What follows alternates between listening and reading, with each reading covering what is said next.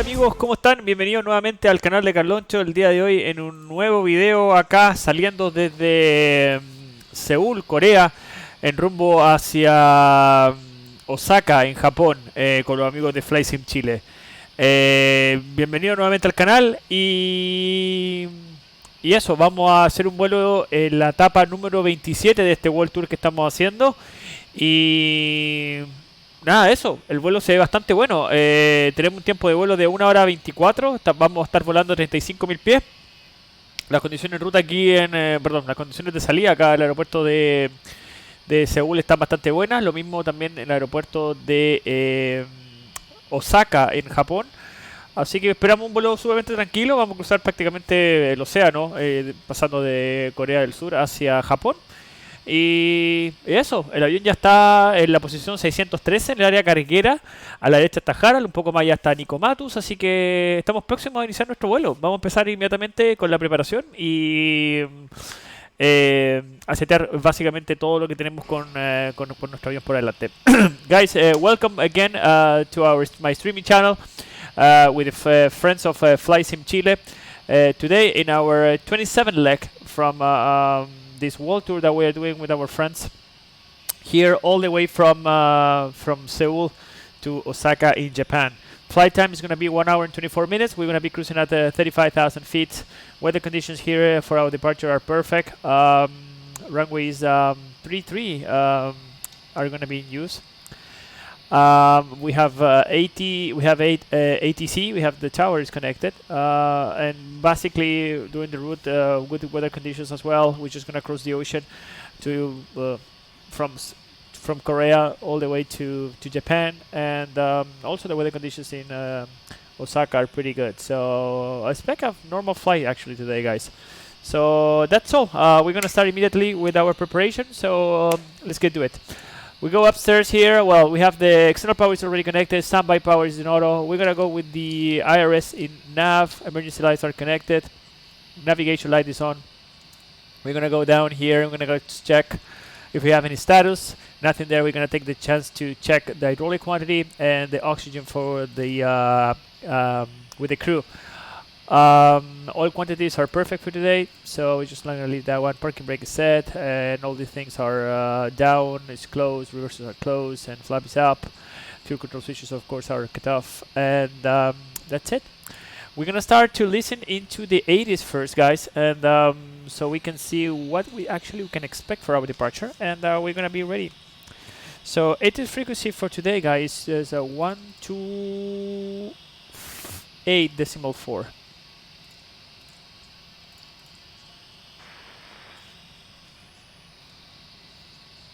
Incheon International Airport, latest information Charlie 1530 release. Went 2900 at 10.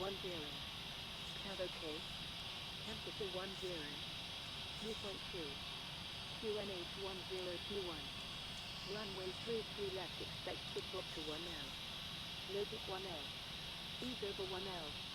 Ease over 1G. Offspot 1L. Contact delivery within 5 minutes of the contact taken within 5 minutes of start. Caution bird activity. Advise on initial contact. You have information, Charlie. Okay, so we have information, Charlie. Runway 33 left is going to be, I think, for our departure, but we will see. Maybe he will give us a 33 right. Wind 290 with 10, cab OK, 10 degrees. 3 is going to be the dew point indicator. It's going to be 1021. We have to contact 5 minutes prior the TOBT, which is the estimated takeoff block time, and or 5 minutes before the TAS8, which is basically the estimated time for our start. So it should be okay. Anyway, we're going to comply with those restrictions, of course. The QNH is 1021, which is already set in my primary flight display, and the ATIS information is going to be Charlie. So that's it. Cappers Cove, how you doing, man? All good? I hope you're doing good, man. So we're going to start with the preparation, guys. So we have an enter IRS position. Okay, so we're going to go here, and we're going to see the airport, which is, of course, Seoul today. I don't know if this is going to work, but let me see if it's working. 613. Yeah, we have the coordinates. So as you can see here, basically we cross-check the GPS position with this one. We're just comparing. Basically, we just keep with GPS position, which just give us the best accuracy of all of these positions. Okay. Now we go to route, and what we're gonna set here is Seoul, and we're going to Osaka. We are the cargo logs 705. And we're just gonna route select 747, okay, and we need to connect the data link, okay. So in order to connect the data link, we go here to our center pedestal, and we select this third FMC that we have here, pre-flight, and everything that I did here, we do it here, which is pretty much super easy, guys, right? So the codes of Seoul, Osaka as well. Estimate time of departure right now is 21:07. I'm just gonna put 21:30. And estimated time of on route is gonna be 1 hour and 24 minutes. So we set 1 hour and 24 minutes. Airline is Charlie Victor. If you don't know where you can find that information, is right over here, guys. Okay, it's pretty much straightforward. All good. That's perfect, man. Please enjoy the stream. So we're gonna connect the data link. Now the data link has been synced, so basically the data link is connected through the VHF center, which is here. That's why it says data here. I can change actually the frequency, but that means that I'm gonna disconnect, of course, the data link. So I don't want to do that. So I just want to keep this one in data. So my data link and basically my connection with the company, it has been established. So right now the only thing that I have to do is just to wait for the system to be connected. That's, of course, is an internal process. You don't have to do anything. You just have to wait. Okay, so now it's connected. So now actually it gives me the possibility to request the route from the company. So now the request has been sending, and eventually it's going to be sent. Now it's sent. And the only thing that we have to do now is to wait. Wow, we have the 777 now. We have the 320. We have the 737. We have a little bit of everything, guys. So that's good. Now finally we have our route here, so I'm gonna load that route. Have you been playing some FS 2020 on your neighborhood PC? Yes, I have done. Yeah, I have done it many times, of course. Well, you have any questions or stuff like that? So now I have my route here, and I'm just gonna cross check like very fast. And actually, in real life, this is how we do. Egova. Yankee 697 to Lanat, then Yankee 597 to Mihu, then Yankee 361 to Saiki, and then Yankee 36 to Alisa. That's pretty much what we have today. For our departure, I'm just gonna, I know that is in the ATIS says 33 left, but I'm just gonna try to aim for with 33 right, which is basically the same. And the departure is gonna be Egova 1 Lima. Egova 1 Lima, that's perfect. So we go to route, no discontinuities, that's perfect. Then we go to departure and arrival again, arrival there. And I'm going to try to aim for runway 22 right. I'm sorry, 24 right, Isles Zulu. 24 right, Mayaha is going to be the transition. And it's going to be the Alisa 1 Charlie. So I go to route, no discontinuities again. I activate and execute this. Perfect. Now I go to my progress page and I check the track miles so I can see if there is any gross errors between whatever I have in my FMC against my flight plan. Here I have 579 and here I have 580. I just missed for 1 nautical mile. Does it look like in the trailers? Yes, it is, man. It looks even better. Yeah.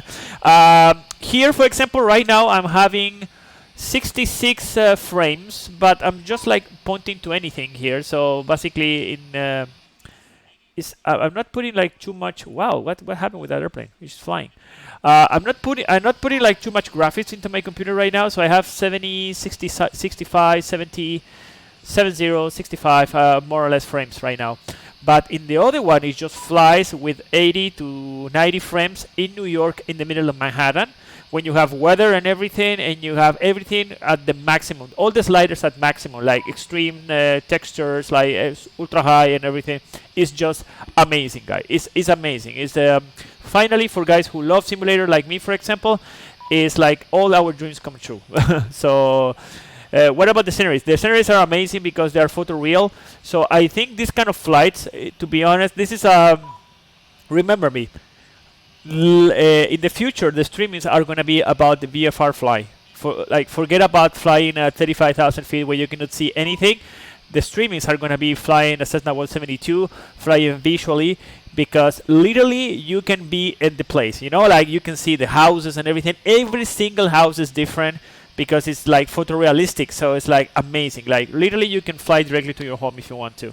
So I'm really looking forward for the Flight Simulator 2020. We're gonna talk about that during the cruise. Init ref, I'm gonna reject this one, and now the weight has been I'm just gonna put my weights now, guys, so I can have normal figures. So I have cross-checked this already. So my takeoff fuel, well, my block fuel is gonna be 28. Actually, it's gonna put 29, so I can put a round number. Okay, so we have 29, 28,992, 28,998. Well, that's perfect. And the zero fuel weight, it is going to be 318.8. 318.8. That's pretty heavy, actually. So our gross weight is 347.8, and my landing weight is gonna be estimated 332.3. My maximum, I'm gonna take off a little bit, just like 1 ton above my maximum takeoff weight. How much RAM does it take? I wish I could come to you and play. Man, like everybody sent me the same thing. How much? I don't know how much RAM. Actually, they just post some information about the minimum specs that you need for the new Flight Simulator. It's not as heavy as Prepare 3D. I can assure you that. Definitely Prepare is the worst in terms of optimization for the computer. The software is kind of old, so definitely you will not need something like, for example, like you need now for to run in a smooth way the P3D. Let's say, for example, my computer, I will say that it's probably the top of the line in terms of configuration, and even with that, if I go to New York, or if I go to London or something like that, my computer will struggle with 25 FPS, or sometimes 30, between 30 and 25 FPS, which is terrible, of course. You know, like gaming's, this is a game at the end of the day. You know, games should be play at least at 60 FPS, like a PlayStation, right? So anyway, wish will 287 Super do a well job? I think it will do. I think it will do, man. Like definitely will do. Yeah. So I have 5. So let's say 10.2, just to have a round number for the reserve. Flight level is gonna be flight level 350. Cox index for today, as you can see here, is 40. My step size, I'm just gonna put 2,000. So I can see if I can climb to flight level 370 eventually. My temperature is 10 degrees, which is perfect, and that's it. I'm just gonna put the wind for the meantime, so I can have indication of winds, of course. I'm gonna execute this, and then of course the descent forecast is already there, so I'm just gonna take the opportunity to put it, which is all good. So let's go with the now that we have everything done, actually, we can start to get some information about this, okay? So right now it's 21:15, and this is telling me that I'm going to arrive at 22:34. So basically I have 1 hour and 19 minutes of flight. And here I have 1 hour and 24 minutes, so that's pretty much the same thing. I'm going to be arriving there with 15.4 tons of fuel, and my minimum fuel is 10.2. So I'm arriving with 5 tons extra fuel, which of course makes completely sense, right? Like everything is perfect in the FMS. Okay, so now, you know, guys, for the meantime, I'm gonna start to close some doors here so I can save some time. All this is perfect. I'm just gonna go easily and fast with this, because actually in real life this is what we usually do, guys. We are not okay, this no, we know in our heads that what, like the switches and where's the position that it should be, so we go actually quite fast here. Here basically all this is gonna be off, of course, because the engines are not running in terms of electrical system. The same thing with the hydraulic system. Of course, all this is gonna be off, the demand ones, and the primary ones, the engine ones, of course, they want to have the press light over here, because that means that the engines are not running. All this is perfect. This is not the news. All these are guarded. This is off.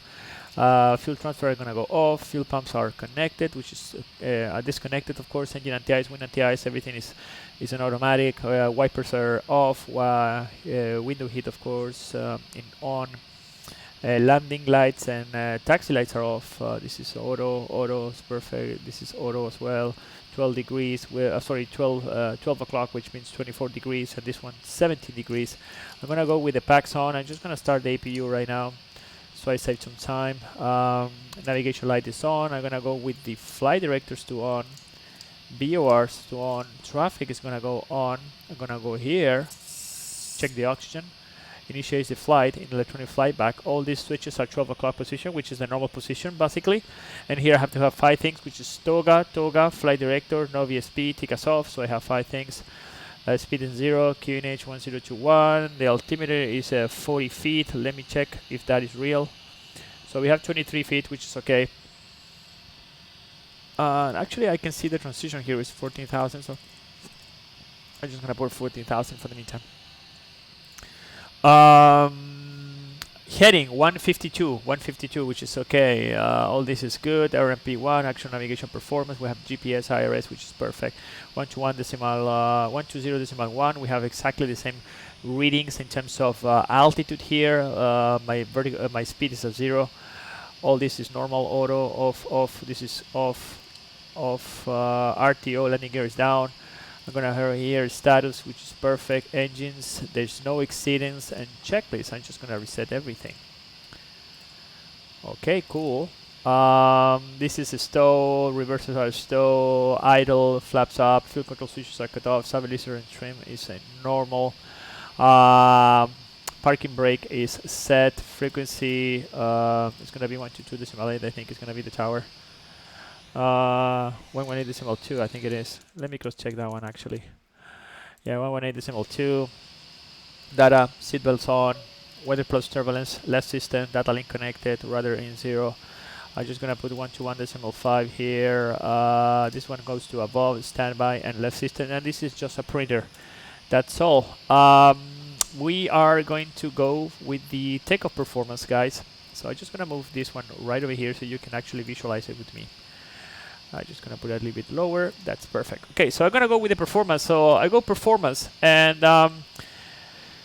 the temperature is actually 10 degrees. So I'm just gonna change this one. 10 degrees. Here, 10 degrees. So we have Seoul, runway 33 right, no intersection. Condition for the meantime is dry. The wind, I'm just gonna put wind calm. Even if we have 290 with 10, actually we have headwind, but I'm just gonna put 0 to be conservative. Takeoff outside temperature is 10 degrees. The QNH is 1021, which is already there. Takeoff weight 347.8, which is here. Rating, I'm gonna go with a reduction of 10%. So I'm gonna set this one with an assumed temperature method, flight configuration optimum, and conditioning gonna be on. Engine anti-ice is gonna be off, and the CG, we're just gonna just check this one here, is 22. So I set 22, and we calculate those numbers. Okay. Now that we have calculations, actually we have we're gonna depart with takeoff 1. Assumed temperature is gonna be 41. Flaps is gonna be 20. CG is 22.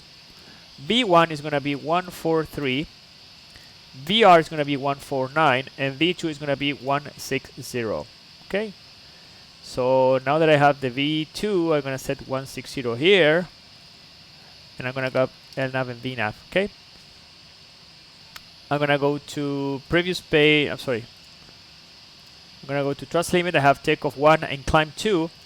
I'm gonna go to the next page, and the engine out acceleration is gonna be 1,500 feet. And here, let me see if we have any noise abatement procedure for these departures here. Let me cross check that one. I didn't really check actually if we have something here. I didn't do my homework today, guys. I have been like not lazy. I was doing some work, so that's why I couldn't check actually.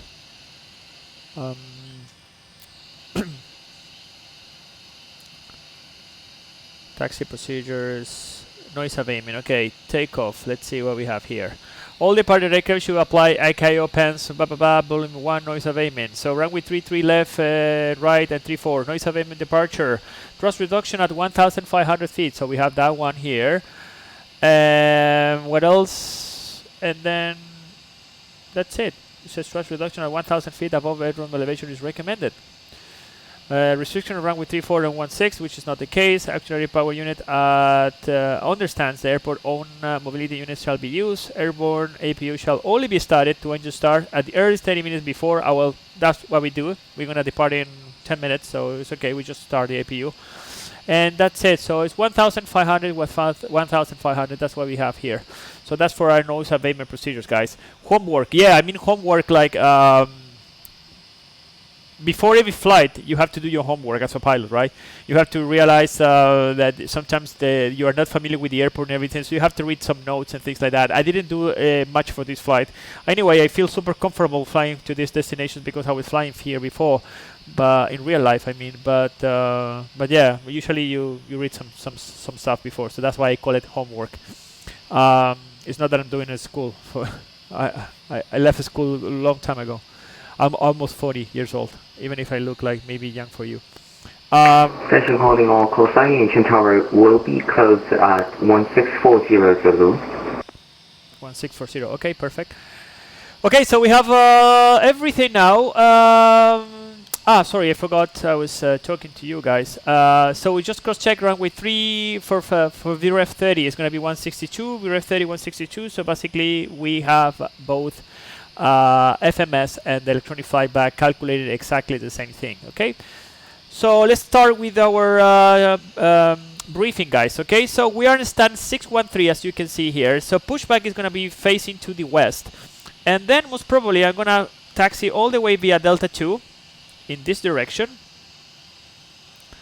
So I'm going to take Delta 2 all the way. I'm going to turn right on Delta, and then I'm going to take Golf for the holding point of runway 33 right. Pretty much straightforward, not too many complications, no issues. Okay, for the emergency briefing before 80 knots, which is the low speed regime, we're gonna board for any relevant reason. Between 80 knots and approaching B1, we have in the high speed regime, and you're just gonna stop for 4 reasons, which is basically engine failure, fire, predicting wind shear, aircraft unsafe or unable to fly. In that condition, I will say stop, and my action is gonna be closing the auto throttles, maximum full reverse, verify the speed brake operation, maximum manual braking or RTO operation, which is this one, of course.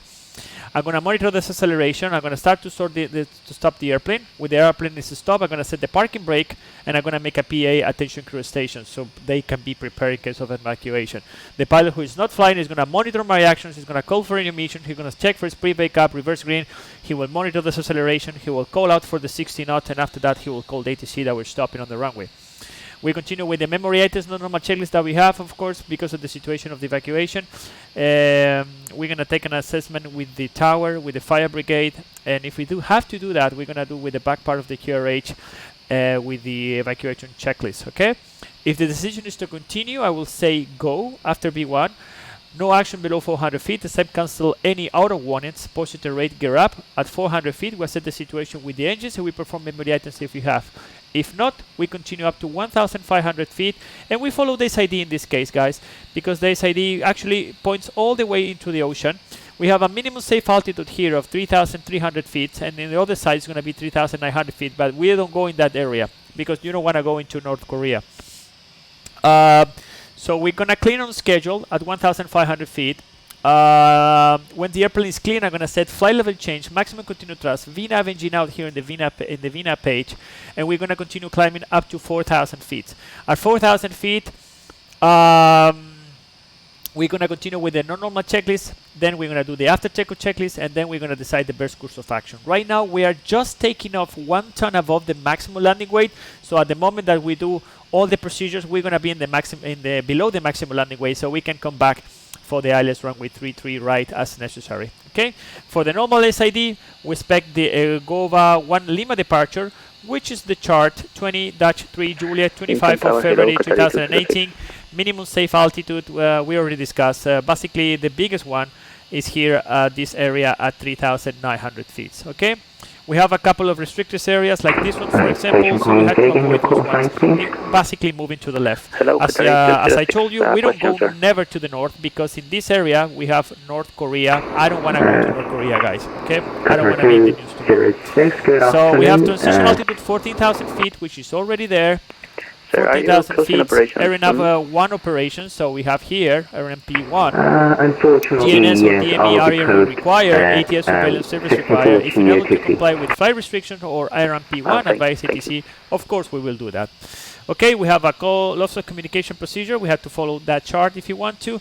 And this departure has a 6.5 climb gradient up to reaching flight level 170 for ATC purposes. Let's say that if we maintain something between 200 and 250, that means at least like 1,500 feet per minute during our climb, which is more than okay for this airplane. As per our route, 088, go ahead. we're going to depart on track 336 to position Sierra India 707, which is here. Then we're going to track left track 279, which is here, 7 miles, to Sierra India 713, 5,000 feet or above. Then we track left 207, almost 11 miles to position Ranos at 5,000 feet or above. Then the same 139, 7.9 miles to position Sosik, 11,000 feet or above. And then we go to Golas, which are left on the 099 for 10 miles, which is here to Sierra India 741, 13,000 feet or above. Then the same track for 12 miles to Sierra India 742, at flight level 170 or above. The same track again, 14 miles to Sierra India 743, then left 068, which is here, 20 miles to position Ecuador, and then flight plan route. Okay. That's all for our departure. Terrain, we already discussed, it's not major a threat anyway. We are in VMC conditions, so we can actually maintain away from the terrain. And most basically, the most important thing is not going to the north and also to the right side when we have the prohibited areas. Weather consideration for the meantime, nothing. Fuel, we already cross-checked that one. We have plenty of fuel, the limit was 10 tons, so we have 14.6, so we're okay. And the major threat here, I said that North Korea, that's I don't want to go to North Korea. So that's it, guys. Just going to make a call to the ATC, and we're going to be ready to go. Osaka Kansai International Airport via Ikawa 1 Golf departure, runway 33 left and flight plan route, and departure frequency will be Unicom. Climb and maintain flight level 3990, departure frequency Unicom and squawk 4006.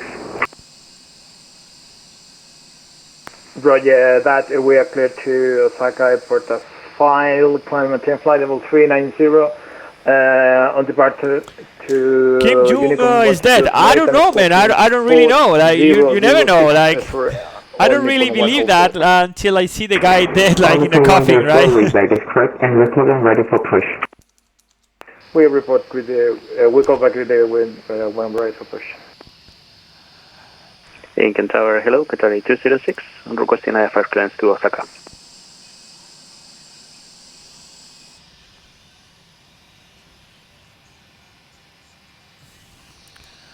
Ancient Tower, good evening, Cargo Log 705. Cargo Log 705, good afternoon and great brief. Qatar 206, you're clear to Kansai International Airport via off runway 33 right and climb correction 33 right and Eagle 1 Golf departure and just filed. Climb to flight level 390, departure frequency Unicom and squawk 4004. Qatari 206, clear to Osaka. It's kind of busy right now in the delivery. Departure, flight level 390, departure frequency will be Unicom 4004 in the squawk, Qatari 206. Qatar 206, read is correct and report when ready for push. We call you Bravo Cruise, Qatari 206. Cargo 705, go ahead. Good evening, 747-8, request clearance to Osaka, flight level 350, information Charlie, and we are in stand 613. Cargo 705, thank you, and you're clear to Kansai International Airport via off runway 33 right, and EGOVA 1 Golf departure and flight plan route. Climb and maintain flight level 350, departure frequency Unicom and squawk 4005.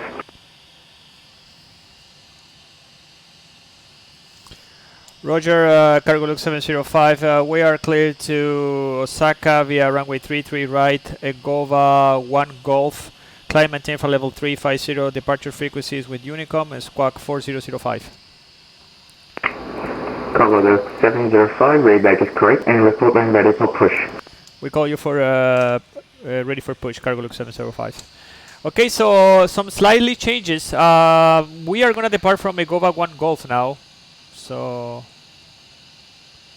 which is actually it's better because it's shorter one. So we're gonna depart here. I'm just gonna put the flight directors to off because otherwise these airplanes they get crazy. 33 right, and it's gonna be EGOVA 1 Golf. So we're gonna now this modification. Until I press this one, it just goes to active. So now I have EGOVA 1 Bravo. Okay, so short changes actually to our briefing. This one is the chart, EGOVA 1 Golf is the chart 20-3 Golf. This one is from the 23 of February 2018. Tower, All Nippon 088 requesting push and start at minimum parking 612. safe altitude is basically the same. We have some speed restrictions. Departure turns are limited to a maximum of 230 knots until Sierra India 751, which is actually this position here. Okay. Push and start facing let's go for our routing, right? So we're gonna depart on 333 for 5.5 miles to Sierra India 750. Maximum speed is gonna be 230, which is there. Then the track 352 for 5 miles to Sierra India 751, 4,000 feet or above, maximum 230. Then we turn right 0 to 079, 5 miles Sierra India 752, 5,500 or below. So I'm just going to put 5,500 here, so I don't overpass that restriction. And then on 118 for 5 miles to Sierra India 753, 7,000 feet or above. Then the same track for almost 18 times to Sierra India 754, 30,000 feet or above. Then almost 10 miles to the left. Right. I'm sorry. Only from 104 is expecting to Sierra Eco Lima, which is there at flight level 150 or below. Thank you. And then 087 for 22 miles to position EGOVA, which is more or less the same. Okay. So the rest is the same. And this one is going to be 143. It's the only change. Okay, perfect. So now I just put this one here. Now we have LNAV VNAV again. We have Toga LNAV VNAV flight director. That's perfect. And we're just gonna ask for the clearance for the pressurization. So we're gonna pressurize the hydraulics. And you know what? I'm just gonna disconnect everything here. Released. And just gonna call for the pre-flight checklist. Okay, so we have oxygen is set at 100%, flight instrument heading altimeter heading 152, and QNH is 1021. Pre-flight checklist is completed. Okay, so now we're gonna go with the 3 on the recall. We have 5 things, which is the 4 engines and take us off, which is perfect. And now we just put this one in transponder. And we're gonna do the before start checklist, and we're just gonna prepare everything for the pushback and departure. MCP, we have V2-160 LNAV VNAV heading 333 and altitude 5,500. Takeoff speed we have 143, 149, and 160. 0 pre-flight is complete. Trim, I'm just gonna put this one here. 6.7 units. 6.7 units are set. Taxi and takeoff briefing is complete, and beacon is just going to be pending. I'm just going to ask for the pushback and setup clearance.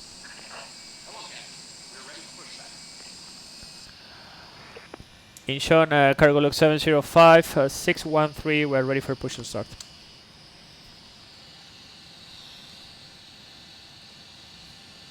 Cargo log 705, can you make a push due to traffic on Airbus? Yes, we can do that. We have sufficient clearance. Cargo log 705, roger, then pushback and setup approved, QNH 1021. Pushback and startup approved, and the QNH is 1021, cargo log 705, thanks. Okay, so I'm just gonna release the chocks. And nose is gonna be to our right. So now we have the clearance, so beacon goes to on before touching is complete. And parking brakes are off. We are leaving at 21:36, just 6 minutes late.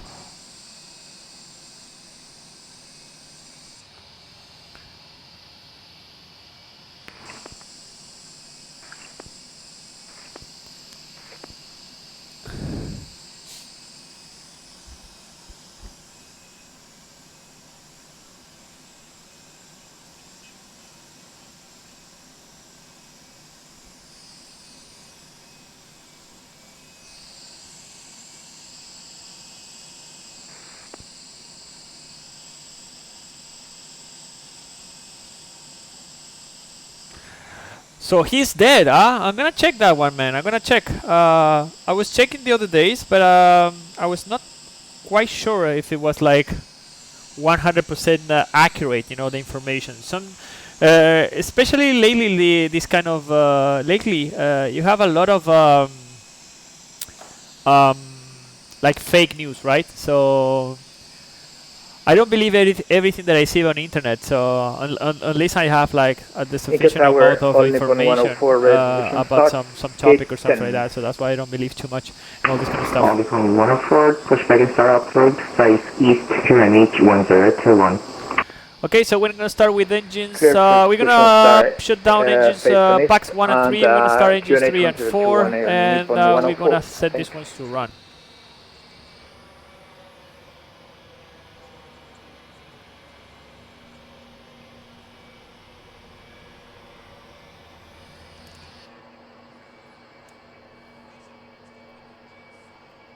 Ready for taxi, Qatar 206. Qatar 206, taxi to holding point runway 33 right via Delta 2 and Delta. Delta 2, Delta to hold short, runway 33 right, Qatar 206. Qatar, sorry, Airborne 088, ready for taxi. On from 088, taxi to holding point runway 33 right, follow Qatar. Okay, so we set the parking brake. Taxi volume 0.3 feet right. Parking brake set. 088.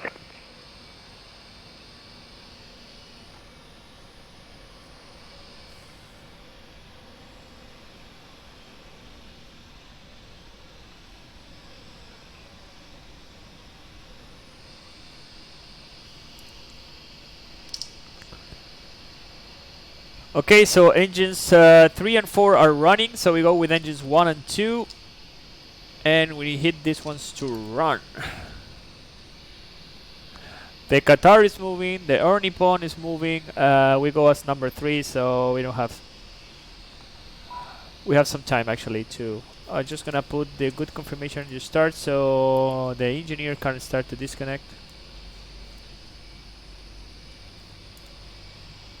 He's doing an amazing job. He's earning every single penny.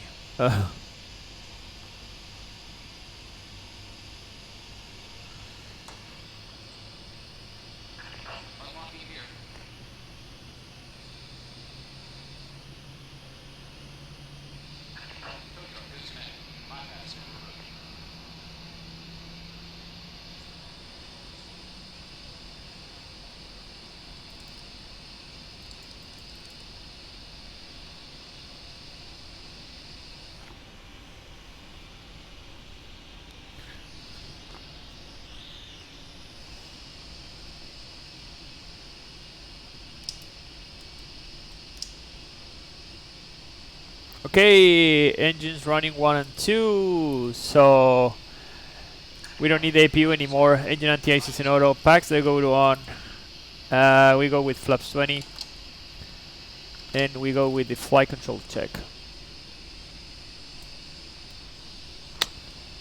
So he's waving at us.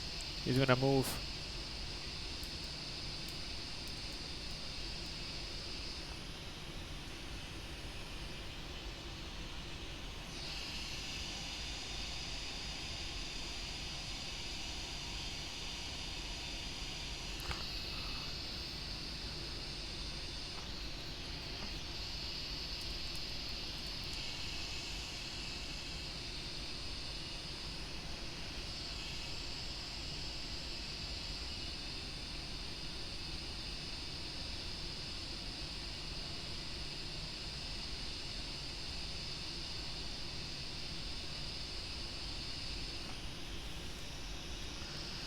Okay, we go with the flight control check.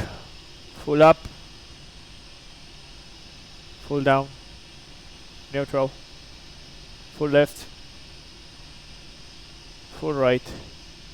Neutral. Go with the rudder. Full left. Full right. Neutral. Perfect. We're gonna do a recall.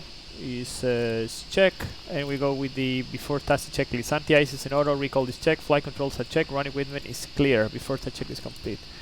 So we are ready for taxi. Incheon cargo log 705 is ready for taxi.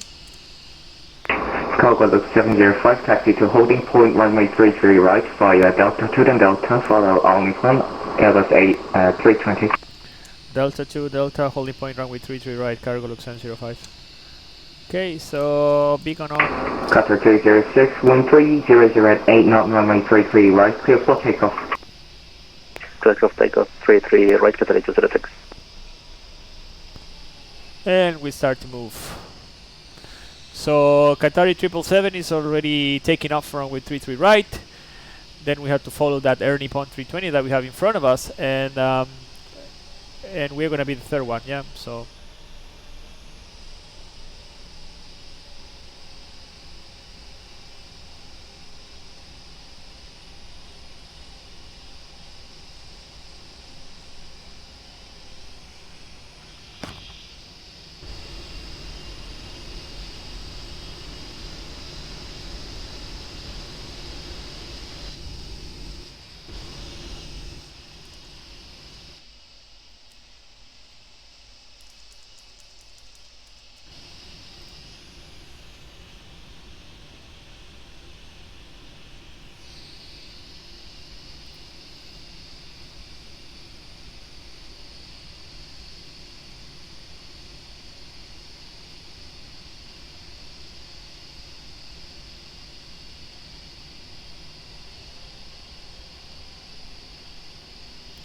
So we continue via Delta 2 all the way to Delta, which is gonna be the next one to the left.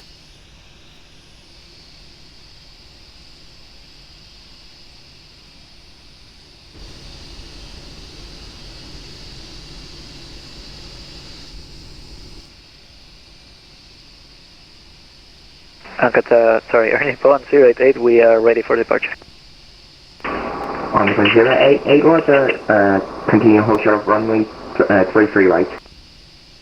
Hold short of 33 right, all Nippon 088. That's the 777.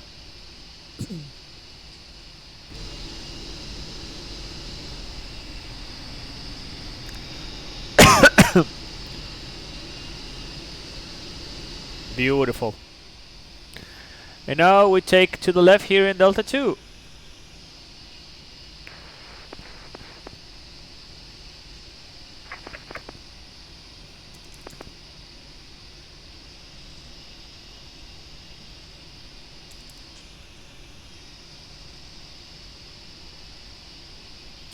Okay, so now we are in a straight line, almost out of the danger of to have our eyes looking into the taxiway, especially we have the ramps, you have some vehicles around. You don't want to distract you from your taxi, especially when there's congested around. We're gonna set the weather now, so the weather is right over there. 306, thanks for departing from Incheon and have a nice flight. So we're gonna do the Thank you for the service. takeoff review. We have Toga Toga, LNAV VNAV, ARM, 5,500 feet, departing from runway 33 right without intersection, flaps 20. Initial heading is 336 complete. Before takeoff checklist, before takeoff checklist complete, checklist complete. Now we are almost ready. So we're gonna go to the holding point, which is actually this guy, and we're just gonna wait for our clearance. The good thing is, like, we are not departing behind that 777, because otherwise we will have to wait at least 2 minutes when you have a separation. In this case, for example, this 320 will have to wait at least 3 minutes because he's a medium airplane. in terms of weight turbulence, of course. And the other one was the other airplane that that departed was a 777 heavy, right? So you need to have 3 minutes in between, otherwise you will have some wind 300 at A knot runway 33 right, clear for takeoff. have some Clear for weight takeoff, turbulence. 33 right, only upon 08. All Nippon 104, ready for taxi, runway 33 left. Only from 104, taxi to holding point runway 33 left via Romeo 1 then Alpha 4. Romeo Alpha 1433 left, and Nippon 104.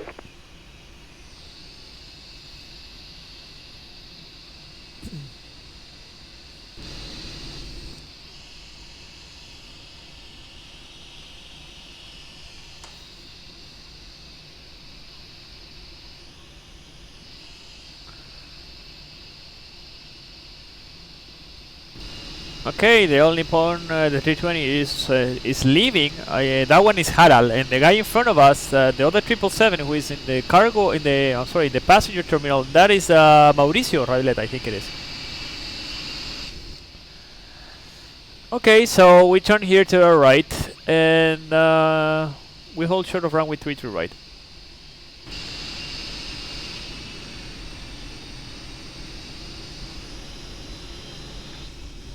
Why do airplanes taxi so slow? Because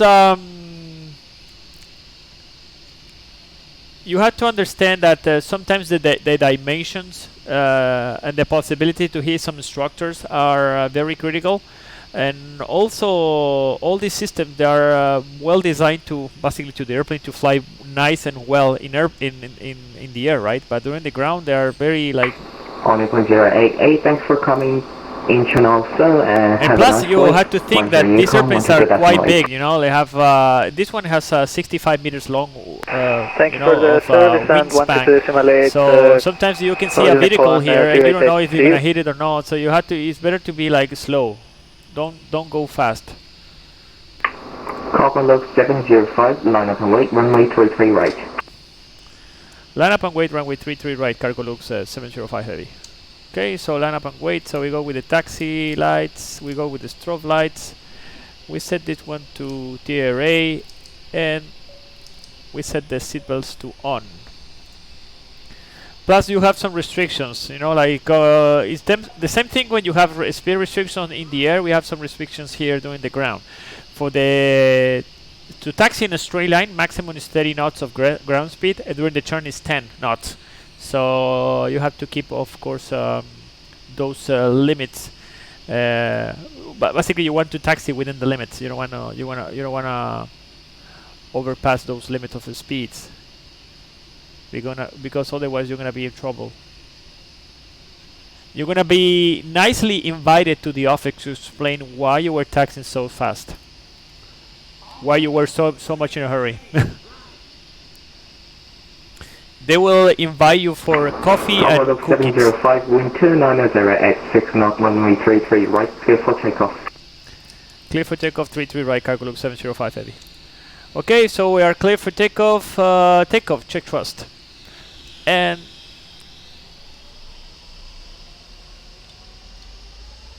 thrust ref.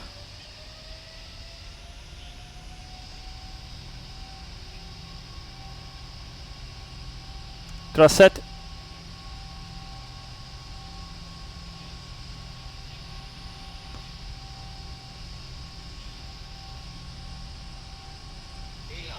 Hold.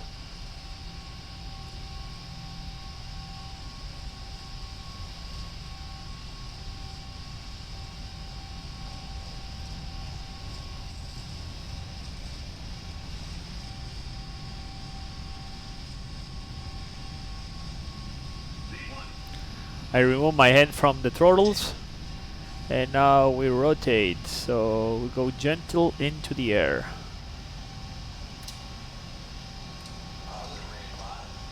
Only from 104, line up and wait, runway 33 left. LNAV. Line up and wait, 33 left. Autopilot in command.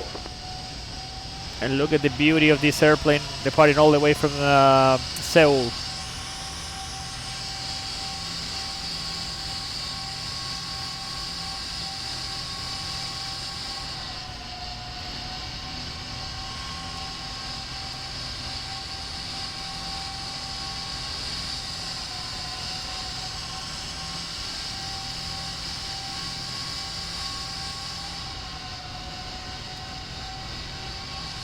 Cargo look 705, monitoring Unicom 122.8, and have a nice flight. Goodbye.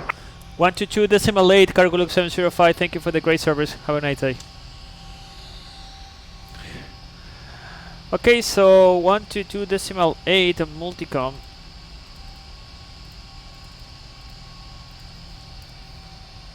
And now we have a restriction of maximum speed 230 knots in this position. And we start to accelerate now as well.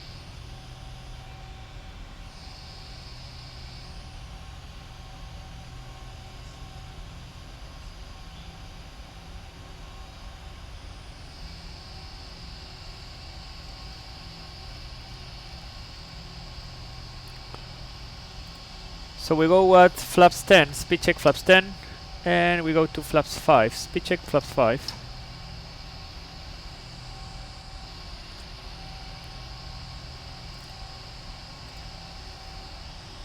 And we go with flaps 1, speed check flaps 1.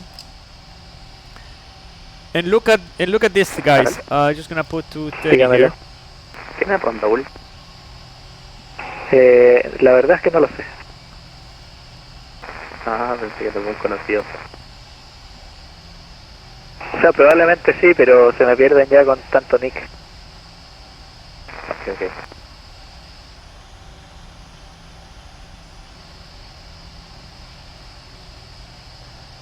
Okay, so we're gonna set 230 here. As you can see, I'm not extending more than actually I'm not retracting more than flaps 1, because otherwise I'm gonna be below the protection. So I'm just gonna keep with flaps 1 until I have until I cross this position, which is Sierra India 751, which is gonna be in 3 more miles, when I can start to accelerate again to my climb speed, which is gonna be 250 for today's flight. Below 10,000 feet, of course. And this restriction here is 5,500 feet or below. Okay, there's no ATC right now, and probably there's no traffic here, so I'm just gonna climb directly to flight level 350.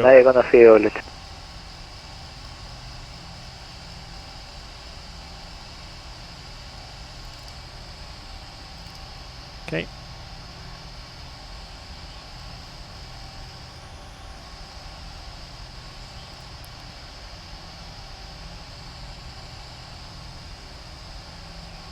Okay, so we are there, so we're gonna start to accelerate to 250 knots.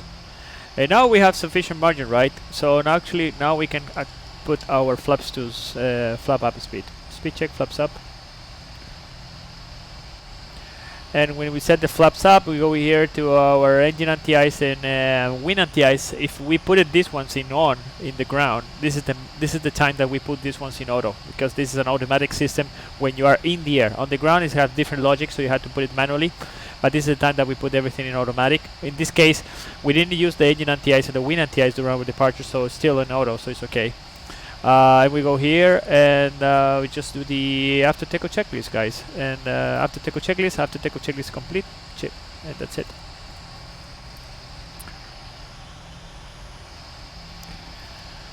So we are still moving a little bit to the right, our track.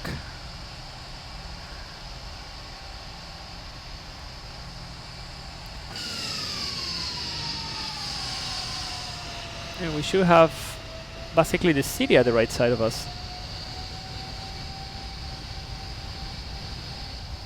Super clear, super nice departure. Nothing to say, actually. Pretty much smooth.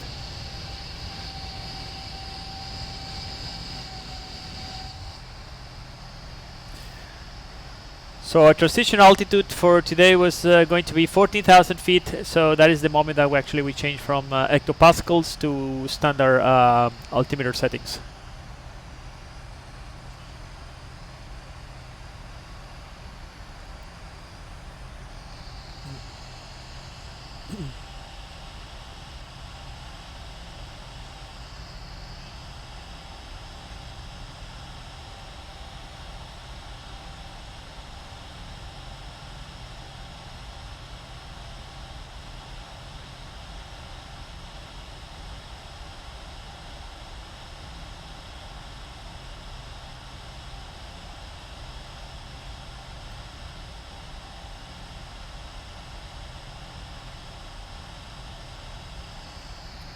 Okay, so 10,000 feet. So we just start to accelerate our airplane for our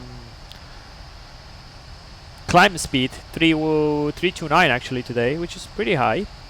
So we're gonna go with the lights off. And seatbelt goes to auto as well. It's pretty much smooth. And we have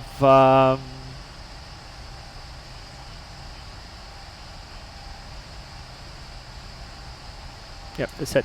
Okay. Hola Daniel, ¿cómo estás? ¿Todo bien? Espero que todo bien, compadre.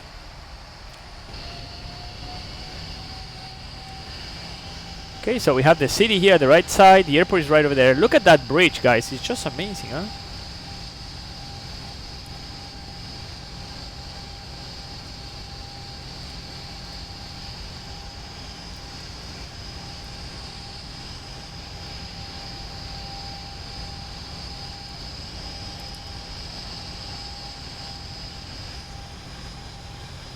You gotta go. Oh, that's bad, man. We're gonna be landing in maybe 1 more hour, so you're gonna miss it.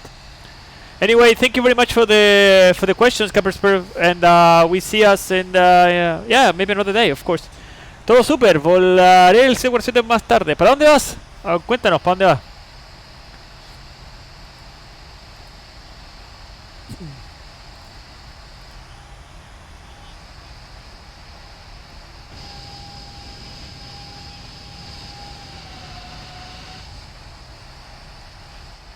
Lucho.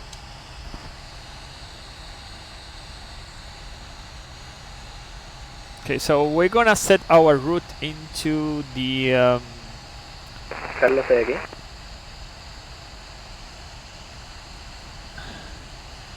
sí, ¿A qué nivel te das tú? Yo voy a 3.7. me voy a 3.5. Ok. So we are passing 14,000 feet, so we're gonna set the standard set and cross check. So we continue on the standard setting. Pensaba hacer un Miami Quito y así trasladarme a Santiago. Ah, buenísimo, buenísimo, buenísimo. Ah, you're not gonna miss it. You're gonna come back. Ah, perfect, man. Yeah, we're gonna wait for you in the for the landing. Okay. So this one is 150 or below. Just gonna overshoot that one. Okay, thrust ref nav speed. I just have to click in order to release those restrictions. Okay. Está bueno ese vuelo, Miami Quito. Está bueno. Ojo con Quito, que Quito es una pista con a 8000 pies más o menos, si no me equivoco. Creo, o 5000, no me acuerdo si era 8000 o 5000. Pero claro, eso lo hace más complicado. Pero entretenido. Ese vuelo es muy entretenido, sobre todo el aeropuerto del Flight Beam. Oh, se pasó. Qué escenario más bueno. Se pasó. Está pero increíble. Uno de los buenos escenarios que he visto últimamente, el de Flight Beam Quito. Es espectacular. Yo creo que después de ese escenario, Quito en Bad Sim se ha vuelto como el destino favorito de algunas personas, sobre todo los vuelos cargueros. Me encantaría que Flight Beam hiciera el aeropuerto de Santiago, cosa de maximizar, o sea, de intensificar la gente que va a Chile a volar solamente por el escenario. Sería espectacular, pero bueno. No se puede tener toda la vida, dicen, ¿no es cierto? Okay, guys, let's talk about a little bit of our route for today, guys, right? We depart just from here. I'm just gonna move some things here. From Seoul, okay? This thing that you see over here, Pyongyang FIR, is actually North Korea, okay? So we're gonna move a little bit like parallel to North Korea, and eventually we're gonna go into the ocean here in a position Kilo Alpha Echo VOR, okay? We're gonna move to the south, and we're just gonna cross all the way to Osaka in Japan, okay? Special procedures for our flight today. I'm just gonna show you a couple of things here that we have. Okay, well, the most important thing, and as we discussed a little bit during our departure, is not to move to the north side, because in the north, right now we are almost flying eastbound. Okay, on the north side we have North Korea. right over there. You know, like with those, you see those hills over there, that's North Korea. So you don't want to go there because that is a prohibited area. Is you have heavy military presence there, over there, so you don't want to get shot, basically. You don't want to get into some kind of international conflict or something like that. Tomorrow you're going to be in the newspaper for sure. Well, not here, but of course in real life. As you can see here in position Gola, which is right this one, we're just gonna barely touch this prohibited area, which is here, so we can check actually. This corridor may be closed without prior notification with ATC when DECONF 3 is declared or required by urgent military situation. This prohibited area comes from ground to unlimited, so basically we're gonna cross that restriction area. Okay, usually what happened with this because actually the ATC give us this clearance, is that the ATC knows if this restricted areas, in this case a prohibited area, is active or not active. So they actually manage the traffic in order to avoid this kind of areas that are prohibited for us to fly. In this case, in this particular case, of course, we're in bad sim and everything, and the ATC give us this instruction to get out from here using this departure route. So we should be covered, right? After that, we continue all the way through this corridor. We have a couple of restricted areas around and everything, and then we're gonna go to our position, which is Gangwo. Right? That's kind of difficult to say, but actually it's more easy to say Kilo Alpha Echo, right? And then we're just gonna cross all the way into the ocean to go to the other side of, let's say, like in the middle part of Japan, okay, to Osaka. Flight time is gonna be 1 hour 24 minutes, so it's pretty much easy peasy. Now we're gonna see if there is something in Fukuoka, if we have some special procedures. It says CPDLC communications, CPDLC services are available within Logan Airways Romeo Juliet Juliet in Fukuoka FIR. We have some telephone numbers if we are lost and we have to contact them via SATCOM, which is sometimes it might be handy, especially if you love the communications. Speed restrictions within Japan airspace, maximum indicator airspeed unless authorized by ATC within approach control area or at below 10,000 feet. MSL is going to be 250 knots, and within the control zone or at below 3,000 feet MSL, 160 knots for the reciprocal engines and 200 knots for turbine power engines. Above 3,000 feet is 250 knots for all airplanes. Okay, more or less that's the same that you have in the United States, right? When you depart from an airport, 2,500 feet around and 4 nautical miles from an airport, you have to maintain a maximum speed of 200 knots, which is more or less the same. Emergency communications, pilot should monitor VHF frequency 121.5, which is right over here. Actually, we are listening to that one. On long over water routes, which is going to be the one that we're going to use. When possible, see VHF emergency frequency requirement. Okay, so we did that as well. So basically, we are covered with Fukuoka, and we have some communications. We have some frequency here in case of if we've lost the communication with them, so we can try to contact them in one of these frequencies that we have here. Actually, we have a lot, but more or less, I would say that eventually in one of these ones, we're going to have some answer. And that's it for our flight for today in terms of route. In terms of alternatives today, we have a couple of alternatives, but I would say that this is a very short flight, right? It's 1 hour 24 minutes. So that means that if I consider, in this case, Seoul in one hand, and I consider Osaka in the other one, I will have a distance in between of 45 minutes, right? More or less. So that means that my alternates that I'm going to consider for my flight of today is going to be, of course, Seoul in my way back, and eventually, in a certain point, I'm just going to continue with Osaka. Our alternative for today is going to be Nagoya, which is a little bit close, a little bit more to the north side.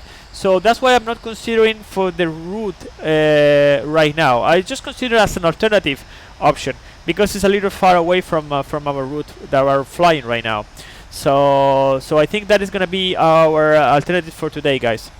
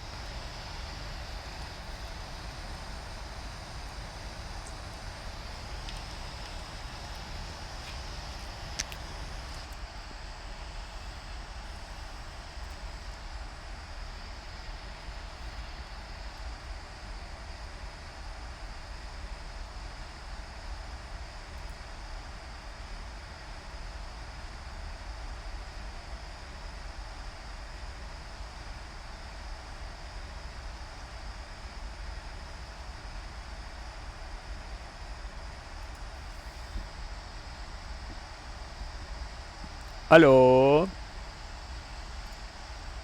Aloha. ¿Cómo andamos, Clariño? Muy bien, ¿y tú? Bien, pues compadre, ¿todo bien? Excelentísimo. Yo hoy detrás estoy yo. Ah, buenísima. Yo quería cachar quién era el que estaba en el otro El Only Pond. Ah, yo. Ah, bueno, la Yo era el raja. pelota. Ah, ya. No, no, que de repente pensé que por la voz pensé que era ahí el Mauricio Rabilet, por eso me confundí.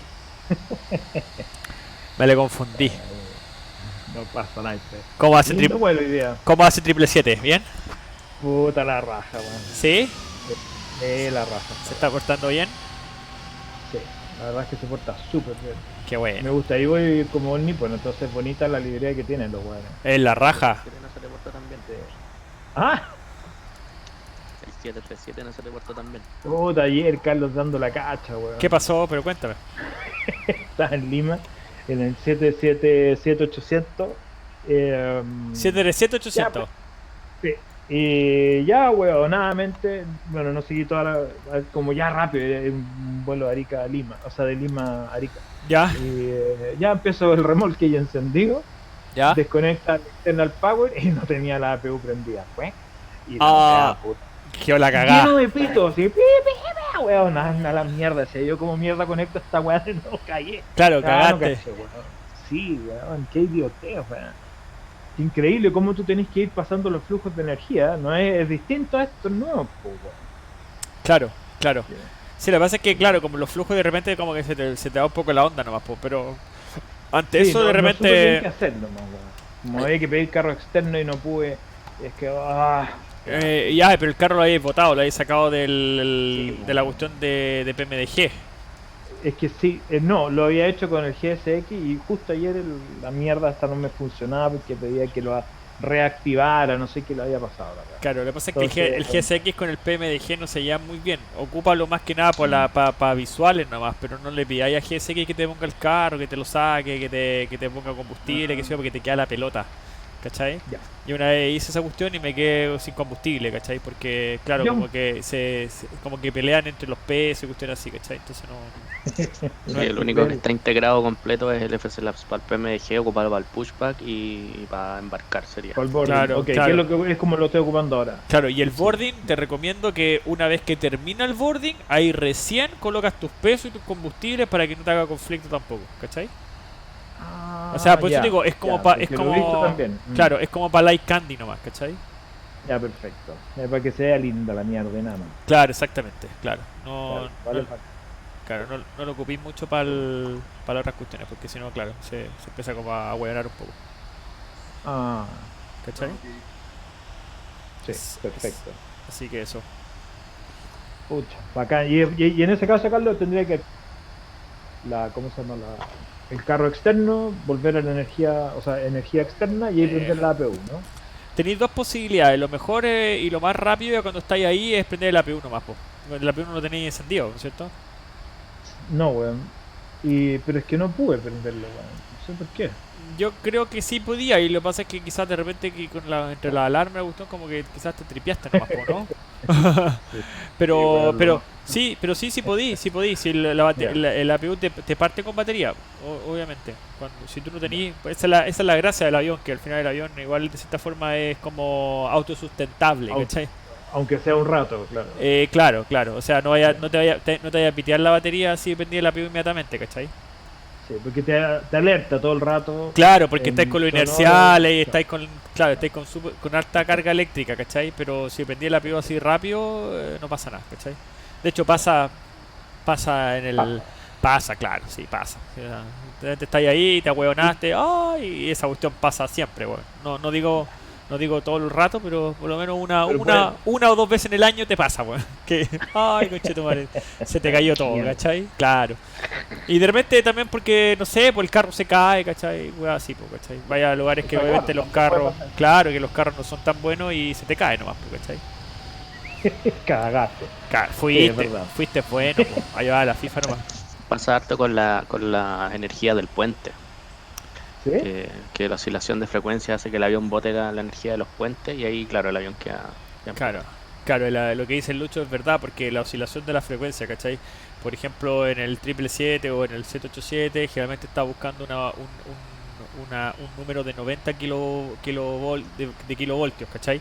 Entonces, si no se cumple esa frecuencia, digamos, el avión te la bota, ¿cachai? Es sensible, perfecto. Y Claro, porque se protege. porque se protege, ¿cachai? Entonces, si de repente, por cualquier X motivo, la electricidad que viene desde el puente no es la óptima, ¿cachai? Por variaciones de voltio, qué sé yo, o de frecuencia también, la weá llega y la bota nomás, ¿cachai? Ujú. ¿Cachai? Entonces, eso Puta, pasa, interesante la weá. eso pasa, Buena. pasa mucho. Buena. Eso es entretenido. Claro. Yo hasta ahí no me llego, no me pregunté de los ciclos y puertas lógicas. Yo me sé los valores nomás, ¿cachai? Soy muy bueno memorizando. Los demás son de ingeniero eléctrico. Claro, sí, soy muy bueno memorizando números y huevadas, ¿cachai? Que a nadie le interesa, pero el resto ya no me pregunté mucho de cómo. ¿Cachai? Genial. No, eso dejémoselo a los ingenieros. Pastelero a tus pasteles. Es verdad. Oye, buen escenario además. Espectacular. El aeropuerto de Osaka inicialmente era un aeropuerto que estaba más pegado hacia la ciudad, ¿cachai? Después los japoneses se dieron cuenta que necesitaban agrandar el espacio y lo que hicieron fue un relleno, igual que lo hicieron en los aeropuertos de Hong Kong o el de Doha, que sé yo, que son básicamente terrenos que estaban en el agua y que empezaron a inyectar tierra. Claro, exactamente, se la ganaron al mar, ¿cachai?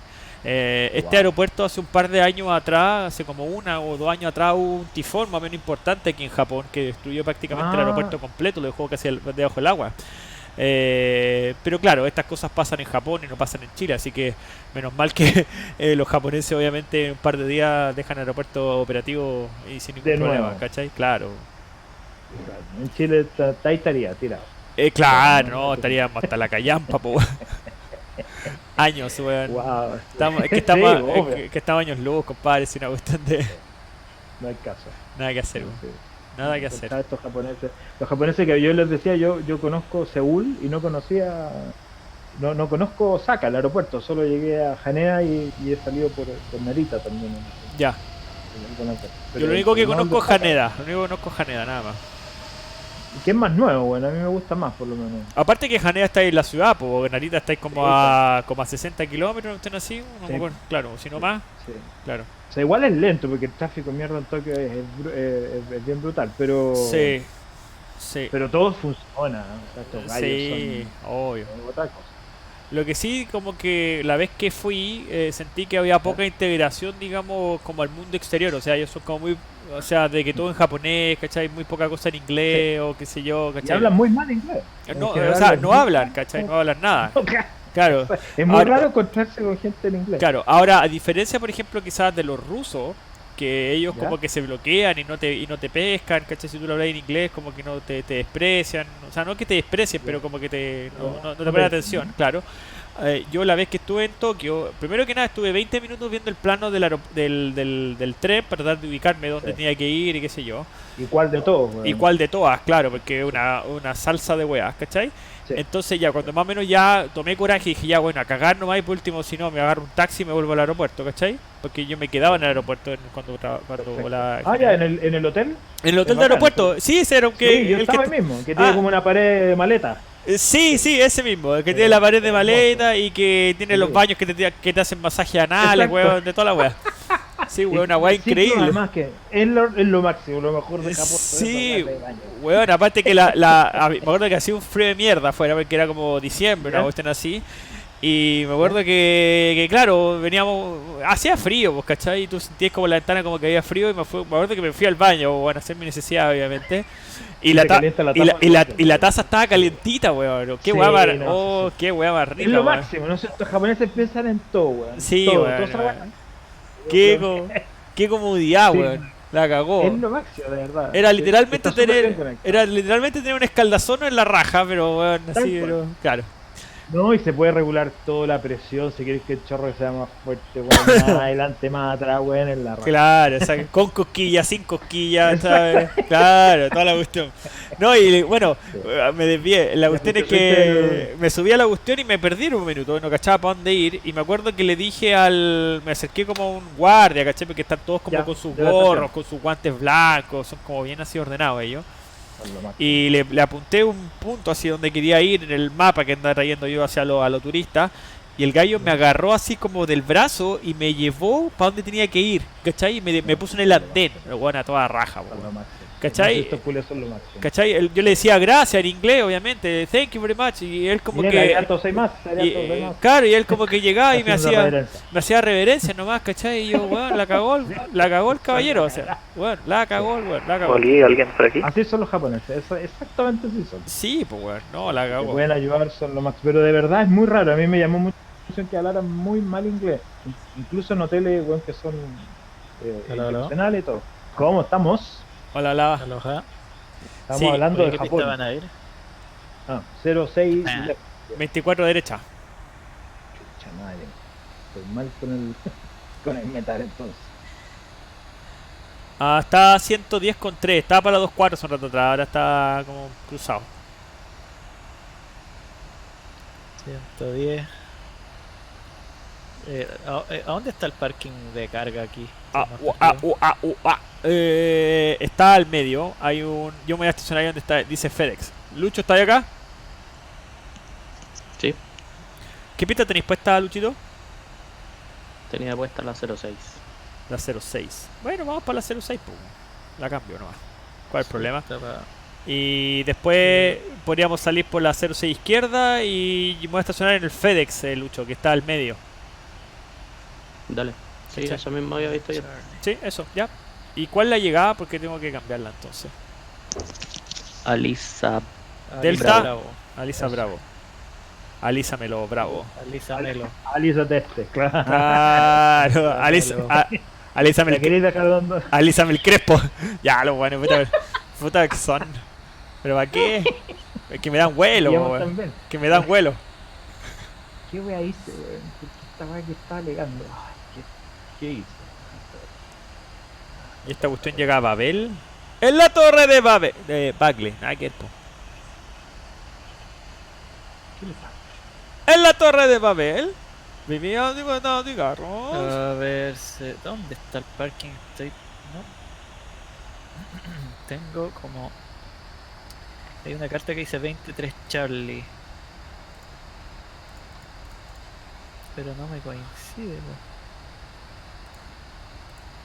En la torre de Babel. Vivía. En esa decís tú que te vas a estacionar, ¿o no?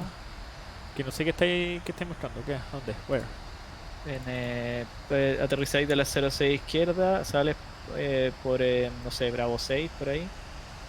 Claro, Bravo 6, después a la derecha en Yankee, después Juliet 4 y ahí llegáis por Sierra 5. Y ahí hay 1, 2, 3, 4, 5 puentes. FedEx. 05, ah, ya perfecto. Sí, Eso, inset for parking Eso es FedEx. Ya aquí está en esta misma carta estaba ya. Eso es FedEx. Federal Express. Parece que es la ILS Yankee, a ver. Transición Gates. Sí, eso Bill, mismo estaba Sí. viendo. Bill Gates. Yo voy a hacer esa. La Berry. Yankee. Ah, y aquí está Berry. Y ahí después con Berry y Jenny. Very good, Esta es very well. mi Jenny. Berry a 4 lucas. Ahí estamos. Ahí lo único. Alisa, Listo. Melo. Después dice que hay que ir al Tanta. Oh, qué rico Tanta. Lo hemos saltado. Muy bueno. Después da Jenny. Está ahí. Tengo a alguien a 2 lucas arriba. Tú estás de 370, Harold, ¿cierto? Sí, ese soy yo. Vamos a quedar ahí como justiles. A ver. ¿A qué Manuel Mac va ahí? Punto 7 ahora. Voy a apuntar a punto 80 y yo reduzco a punto 80. Bueno. Dale. Yo voy a punto 85. ¿Me freno? Cuando me No. empecé, cuando me empecé a mirar ahí frenáis, po. Cuando me tengáis el ticket por lo menos, po. Sí, te tengo como a 35 millas. Ya, yo lo voy a bajar, lo tengo a 15, así que por eso estoy Quiero reaccionando a echarle 0.80. eco. Igual de todas formas llevamos buen ground speed, así que tampoco como que afecta mucho, pero por lo menos para la Es separación. verdad. Es verdad, Chi, es verdad, Chi. Vamos aquí, vamos Es verdad, Chi. Mi descenso lo voy a hacer a 305 nudos. Espérate, tengo el tiro. Oye, Okay, guys, sorry about that. We're gonna do a short cruise briefing, right? We're maintaining for level 350 right now, so we check the altimeters in order to check the RVSM. We shouldn't have more than 200, 200 difference between all these altimeters, and we cannot overshoot more than 150 feet the level. In this case, for level 350. Okay. So we cross-check that one, and in event of the decompression, first action is going to be protect ourselves with the oxygen mask. We establish good communication. We check the cabin altitude and rate. If this one is uncontrollable, that means that we have to start emergency descent. I will say emergency descent. Level in this case is going to be 100, which is because we are over the water right now, guys. Okay, so I'm going to descend to 10,000 feet. Left, I'm going to move a little bit to the right, heading 180. To stay away from the traffic. Flight level change. I'm gonna change from Mach to indicator airspeed. I'm gonna close the thrust lever, spray brake up, and start the descent. Okay. Then I'm gonna make a second loop basically to refine those selections, and we're gonna start our descent, and we're gonna join with my colleague in the checklist. Okay. The pilot who is not flying, he's gonna deploy the oxygen mask, pressing this button for 1 second or more.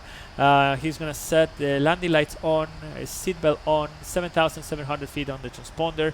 He's gonna declare the emergency in these frequencies 122.8, which is multicom, and 121.5, which is the emergency frequency. And again, we're gonna join in the checklist. Once both pilots are sure that it wasn't explosive decompression, we can accelerate our airplane to VMO MMO. Okay. The pilot not flying is going to ask for the last QNH. They're going to check the minimum safe altitude, which is, of course, we already discussed. We are over the water right now in position Agus, which is here, was over the water. And he's going to make call-outs 2,000 feet before the level off and 1,000 feet before the level off. Why we do that? Because more or less at 2,000 feet before the level off, we start to decelerate the airplane. We start to increase our pitch a little bit, to raise the nose. So basically we start to prepare ourselves for the level of flight, right? At 10,000 feet we remove the oxygen mask, we establish good communication again with the cabin, basically to set the situation with the airplane, with the passengers, and then we decide which one is going to be the best course of action. Okay. For the engine failure, we need to check which is going to be our altitude capability for today. Right now we're maintaining flight level 350, but if we lost one engine, maybe we're gonna be something lower. Yeah, we can maintain flight level 340 actually, so 1,000 feet below. But we are flying in that direction, so that means flight level 330 most probably the altitude that we can maintain. So we're gonna set flight level 330 here. We're gonna execute this. We're gonna transition here to thrust VNAV speed, and we're gonna start descending very smoothly into the profile. Okay. Then we continue with the memory items on normal checklist, depending of which failure do we have with the engines.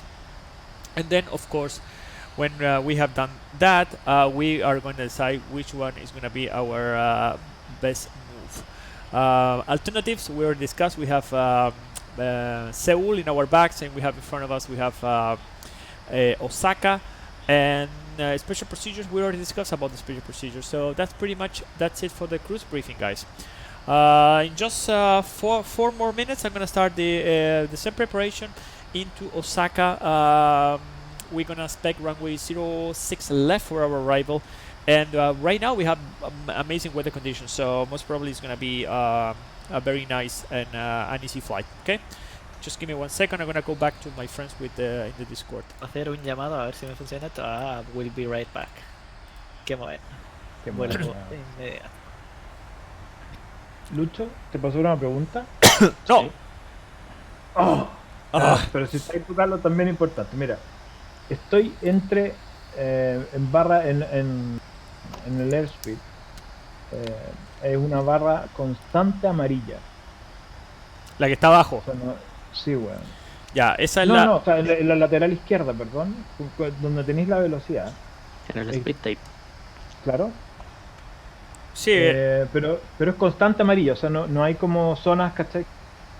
pero Desde abajo y arriba, ¿cachai? ya las tenéis abajo y arriba y después tenéis como arriba, lo más probable es que tengáis una línea roja con negro, ¿no es cierto? No. Espérate, mira, les comparto. ¿Pueden mirar un segundo? No sé si... sí, a ver, dale. O te saco un... O sácate una foto, pues es lo mismo. Sí, es más fácil, pero no sé cómo allá... Bueno, esta weá aquí, creo que... ¿Ven alguna weá o estoy transmitiendo tonteras? Espérate. Sí, se ve. Ok, ándate al Zero Field Weight. ¿Qué Zero Field Weight pusiste? El que tenía 60 puntos, no sé cuánto. No, imposible, po. No puede ser Zero Field Weight 60. Ahí está, es el error. Lo tenía en libra. Claro. ¿What? El libra te hubiese dado mucho más. Sí, yo creo que espérate. te fallaste en el... Oh, tenés la zorra, weón. ¿Estáis montando? Sí, no, sí. Iba para atrás. Es que... ¿Por qué, Carlos? No, si es que te vi, tú estás en 350. Sí. ¿Dónde vamos? Entonces dije, ok. Porque Es que- iba muy mal. Espérate, ¿estáis descendiendo? Sí. No sé esta weá porque se mueve solo. Se maneja solo esta cuestión, señor. ¿Te acordás de eso, weón? Ya, ándate a Espérate. Index. Performance, más arriba. Y Zero Field Weight 204. Ya, verifica ese 204 con tu... Lo tengo tal cual, weón. Oh, ¿qué hiciste? Sí, 204.4, perdón. Me cambié para el símbolo. No, lo que tenéis puesto, no, olvídate el sim brief, lo que tenéis puesto en el avión. Lo que tiene el avión. Entonces ándate a menú, ahí mismo, o... Ok. ¿sí? Ándate a FC Actions. Ándate a Payload. Payload. Sí, da lo mismo. Payload. 205.9. A ver. Ya, pone 205,9. En el init ref. Ok. ¿Los aquí se puede? Sí. Sí, ándate, Es que ándate a index. Ándate a performance. No. Perdón. Y ahora ponete ese Zero Field Weight ahí. Ahora sí, pues, espérate. Lo que yo pensaba, weón, mira, esto... que no te da para 390. Es que no te da para 390, pues. Estáis volando el corner, coffin corner, ¿cachai? Porque estáis muy pesado. Mira, estáis a 341, estáis el máximo takeoff weight, más o menos. ¿Cachai? Voy a tener que bajar ahora. Ah, perfecto. Vamos De hecho, pusiste mira, mal el Zero Field Weight. ándate a Binab. Pusiste mal el Zero Field Weight. Ándate a Binab. Ok. Next page. Ujú. Next page Ok. para que llegara el crucero. Estáis a 310, estáis ¿Cachai? volando. Dice máximo 310. Pu. Ah, Pusiste mal el Zero Field Weight del plan de vuelo. sí, weón, sé que sí, Sí, seguro, porque eso lo había fue. puesto al principio. Voy Sí. para 310 entonces. Sí, ándate Sí, pues, para mira, abajo ahora. anda ahí mismo en donde dice 390 en magenta, pon 310 ¿Ya? y hazle el fail level change o un spin intervention y baja 310. Ok.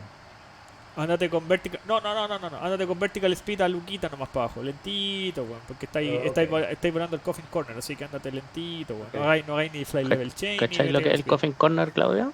Que estáis justo en el, o sea, que estáis pasado en el límite. speed. Claro, tu Pero velocidad. más que eso, es un corner porque a medida que el avión sube, la densidad del aire hace de que tu velocidad de stall y tu velocidad máxima... Espérate. Después explicáis eso. Reusa la velocidad.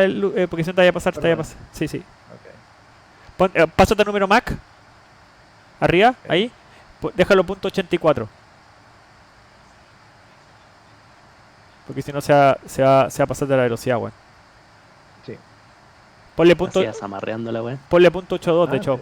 Quédate más abajo mejor, de hecho. Ponle más .82 para que no te pases, weón. Te estáis pasando cagando, weón. Ojo que no te pasé, ya lo aceleres poco para atrás. Care raja. Si vais descendiendo. Diablo a mano así para atrás, lo aceleres. Tíralo idle. Care raja. Ok. No, pero ahí con el joystick. Eso. Sí.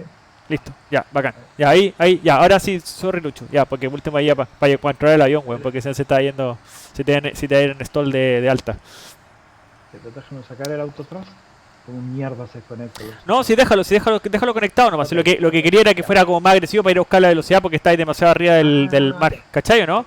O sea, lo que así, y pasa en la vida real, que de repente el avión se te empieza a ir a la velocidad, digamos, de overspeed. Entonces tú con la mano caes raja, llegáis y le tiráis para atrás al weón, así. Y el avión así, tiene unos servos, ¿cachai? Entonces, como que te las pelea y después soltáis la acelerador y la acelerador de nuevo van a la velocidad que deberían ir, ¿cachai? A la potencia. Ah, perfecto, ya. ¿Cachai? Buena. Ya. Entonces, el coffin corner es por densidad del aire y la cantidad de carga que tú tenés, o sea, el peso que tú tenés, por lo tanto, la superficie de Claro, o sea, tú a mayores altitudes necesitas una velocidad relativa con las partículas de aire para poder generar sustentación. Okay. Pero la velocidad también que afecta en la estructura del avión hace que el avión tenga una velocidad máxima estructural, de no exceder. ¿Cachai? Entonces, dado que más arriba el aire es menos denso, la velocidad de stall con la velocidad máxima estructural se tienden a acercar. Entonces, si tú graficáis tu velocidad de stall y tu velocidad de no exceder en un gráfico de altitud versus velocidad, son dos curvas que generan un triángulo. Y esa esquina de arriba del triángulo se llama coffin corner. Por eso que en el speed tape en los aviones, ahí arriba está el rango rojo y abajo está el rango amarillo, y al medio hay un espacio donde está tu velocidad siempre. Que es donde te a medida que tú subes, ese espacio se va cerrando. Entonces, cuando tú estés volando en el máximo techo o en el máximo permitido según el peso del avión, ese espacio es más chiquitito, ¿cachai? Lo que te estaba pasando a ti es que, dado que no sé en qué paso el avión, o probablemente lo cargaste bien, pero pusiste tú un nivel de vuelo que no correspondía a lo que el avión podía llegar. No, Estaba volando en el rango rojo, ¿cachai? Yo creo que lo que pasó es que se metió mucho más gente. O sea, metió mucho más peso. ¿Qué es lo que, Claro, qué es lo, entonces qué es lo que ahí te está- eso es lo que qué es decía Carlos, Claro, ¿cachai? que no metáis. Claro. Claro. El weón ahí seguro que en alguna parte marranía metió más peso de lo que. Entonces, después que hagáis el embarque, ándate al plan de vuelo y ahí cargáis de recién tu Bueno, un payload reto más. y tu Okay, guys, sorry about that. I was talking to my friends in Flight Sim Chile. There was one guy who had problems actually with the coffin corner here, so I was trying to help him. Do you also fly for cargo logs? No, I don't fly for cargo logs. I fly for Qatar Airways. Why are you not answering? Now I'm answering to you. Okay, let's start with the preparation, guys. 122.025. So we're gonna hear the weather. Is 120.3. We have more than 10 kilometers of visibility. Sky clear is going to be. The temperature is 12, the dew point is 8, and the QNH is 1018. We're going to prepare everything with those values that we have. Okay, so the QNH is 1018, so we're going to set here 1018. And we are just about to start our descent here. So the first of things is just to know which is going to be our landing weight. Okay, so we have 14.3 tons here, and here we have zero fuel weight of 318.4, so 14.3. I'm just going to do the maths on that because I don't feel really sharp today, so I'm just going to do it with my calculator here, so actually I can have like a precise number. So I have 333.1, so that's going to be my landing weight. So now that I know my landing weight, what I'm going to do, I'm going to go to index, I'm going to go to approach, and I'm going to set this weight here in this gross weight, okay? So I'm going to extract exactly the right number that I need for my landing. So right now I have 30.159, so if I put this one, it's going to be flap 30.158, so that's going to be my landing approach speed, okay? So now that I have that, what I'm going to do, I'm just going to make a performance calculation, guys. So we're going to go here to show landing. We're going to go to show en route because this is the actual landing distance, the ones that are right now. Okay, so I'm going to use runway 06. I don't know if 06 left is not here, but anyway. So condition is going to be dry. The wind right now is 210 with 3. So I'm just going to put 0 so I can be more conservative. Temperature, you're going to use 12 degrees. The QNH is 1018. Landing weight, we just calculated, right? So it's 331 100. Reverse, I'm gonna use all operating because we are kind of heavy. Actually, we are just 10 tons below the maximum landing weight, so we are pretty heavy. Flap configuration, I'm gonna go with flap 30, of course, because with this weight, of course, look at the speeds, right? So air conditioning on, engine anti-ice is gonna be off with 12 degrees. We don't need the anti-ice on. and also with this weather. Auto brakes, I'm gonna use brake 3, and normal configuration none. Everything is working perfectly now. Okay, I'm gonna calculate those numbers.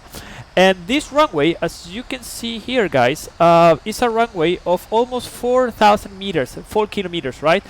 And we have available 2,870 meters, which is more than enough. Okay, so actually that's what I'm gonna use for my landing. I'm gonna use flap 30, which is already selected, 158. I'm gonna go with auto brakes in 3, which is already there. I'm gonna go with full reverse and flap 30. Okay, so let's start with the short briefing, guys. Okay, so for our arrival in Osaka, we are going to perform the Alisa Bravo arrival to runway 206 left. The chart is the 20-2 Alpha from the 4th of May 2018. And here we have a minimum safe altitude, which is basically over the airport at 5,800 feet. We have transition level is going to be for level 140, so we're going to set that one right away. 140, which is already there. And RNAV 1 is for our arrival. We have RMP 1, but actual navigation performance 0.06. We are more than covered. DME, IRU, or GNS require. Radar service are required. Okay, which is pretty much the same that we have here. Let's check our route, guys. So we are gonna fly to position Alisa, which is right over here, and then we're gonna track on track 139 for 21.7 miles, which is 22, to position Tanta 6,000 feet or above. Then 126 for almost 50 miles to position Nalto, and from Nalto we're gonna track 110. 5 miles to position Asami, which is right over here.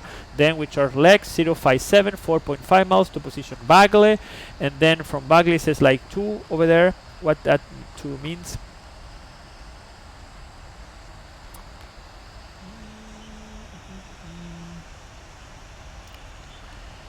Okay, so for Alisa 2 Bravo, which is this one, is this point here. We track on 043. 15 miles to position Berry, which is 4,000 feet. Then we're gonna transition for the ILS Yankee 06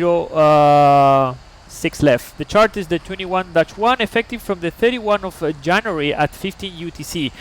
MSA, we have 4,200 feet. We have another sector of 4,800 feet, and then the southeast we have 5,800 feet.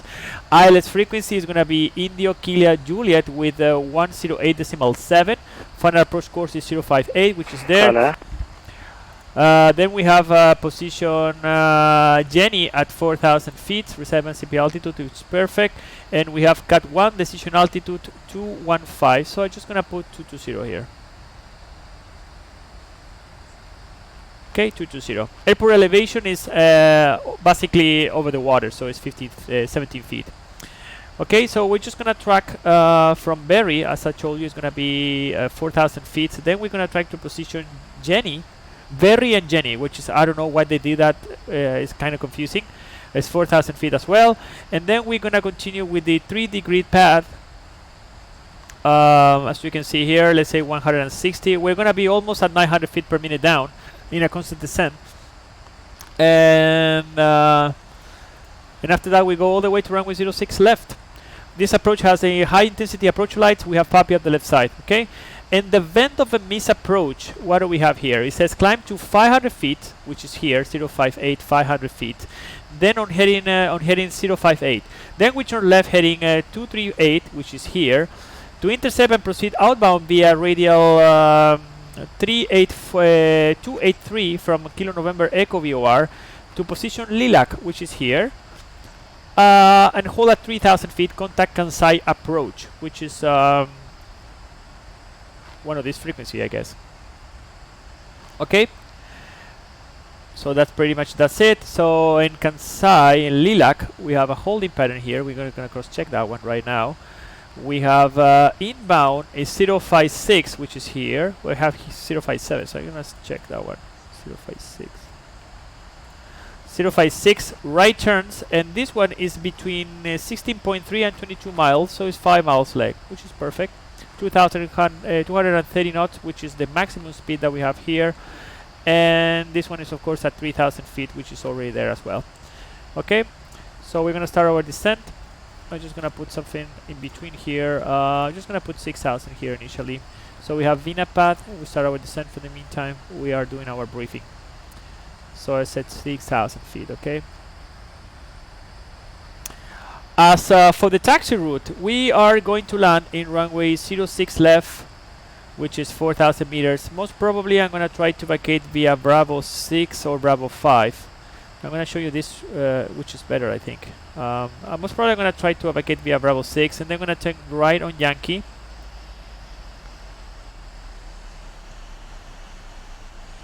I'm going to turn right on Yankee, and then I'm going to turn on Juliet 4, and then I'm going to go on Sierra 5, and I'm going to park in one of those stands in front of the FedEx cargo terminal. Okay. This airport is at over the water, so in terms of configuration and everything, I'm just gonna take everything like 0. So at 1,500 feet, I'm gonna be completely configured for my landing to be fully stable at 1,000 feet. Okay. Of course, 250 knots below 10,000 feet. And for the landing, of course, I'm going to use ILS approach. So I'm going to go with the autopilot. I'm going to arm the approach. I'm going to use auto brakes in 3, flap 30, and I'm going to go with full reverse. Okay.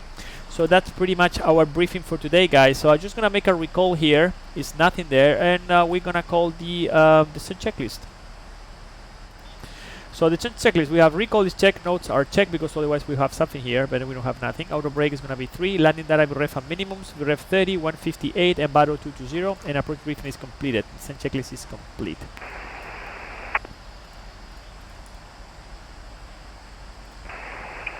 ¿Está y aquí, Carlos? Sí.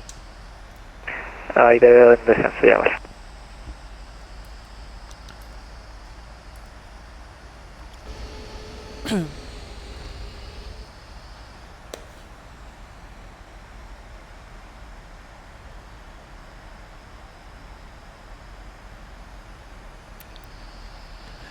So now we have a speed, LNAV, and VNAV path. So everything is going to go very smoothly during our descent. I'm not going to intervene too much. The only thing that I do during my intervention, like during my descent, is at 10,000 feet. Why? Because at 10,000 feet, I need to change from the speed that actually is maintained by the VNAV path. I'm going to go into command speed. So I am going to be the one who is going to intervene the speed. So in order, I'm going to leave that window open. Okay. So that means that I have to revert a little bit over there. So that is the only intervention that I do. But I do that on 10,000 feet. Because otherwise, inadvertently, I can go below the speed of the flaps during my approach. And I don't want to do that. So that's why in Boeing, we go on command speed below 10,000 feet. Okay. Why do I feel like it's easier to fly an airplane than driving a car? I don't know. Maybe I think it's because here in the airplane you have procedures, right? So if you follow your procedures, everything is going to be perfect, right? And you have many ways that actually in aviation that protect yourself from doing mistakes. When you drive in a car, you have to understand that basically you are interacting with so much vehicles around you, so the possibilities to make a mistake are huge. Not only because of you are making a mistake, because maybe the guy who's driving next to you he made a mistake, or he's texting, or he's driving his cell phone, or he's answering a phone, or he was just distracted. You know, in aviation, of course, you have a better distance in terms like there is nothing here to crash, right? Of course, sometimes you have airplanes around you and everything, but the system is more safe. So that's why I think in some kind of way aviation is definitely something safer than driving. Definitely, like, I don't know, well, if you can compare how many people die every year because of car accidents, and if you compare that same number with the amount of people who die on airplanes, and you will see that the maths, they just don't match. You know, like aviation is way more safe than driving a car. I don't think it's more easy. It's not easier, believe me. It takes a lot of dedication and studies. Of course. Traffic Qatar 0, Nippon 088, we are descending on the Alisa Bravo arrival. We are checking Saeki, descending through level 290.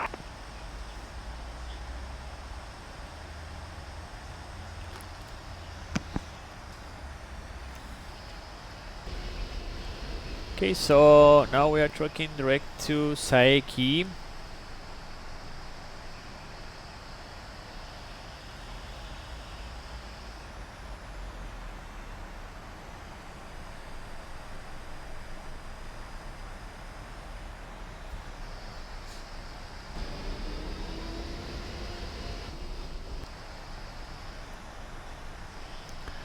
Maybe it might look like easier, but it's not easy. Like of course, in normal conditions, you have like flights like this, right? When everything is perfect, the weather is perfect, the dispatch is perfect. You know, like everything is like some kind of way perfect.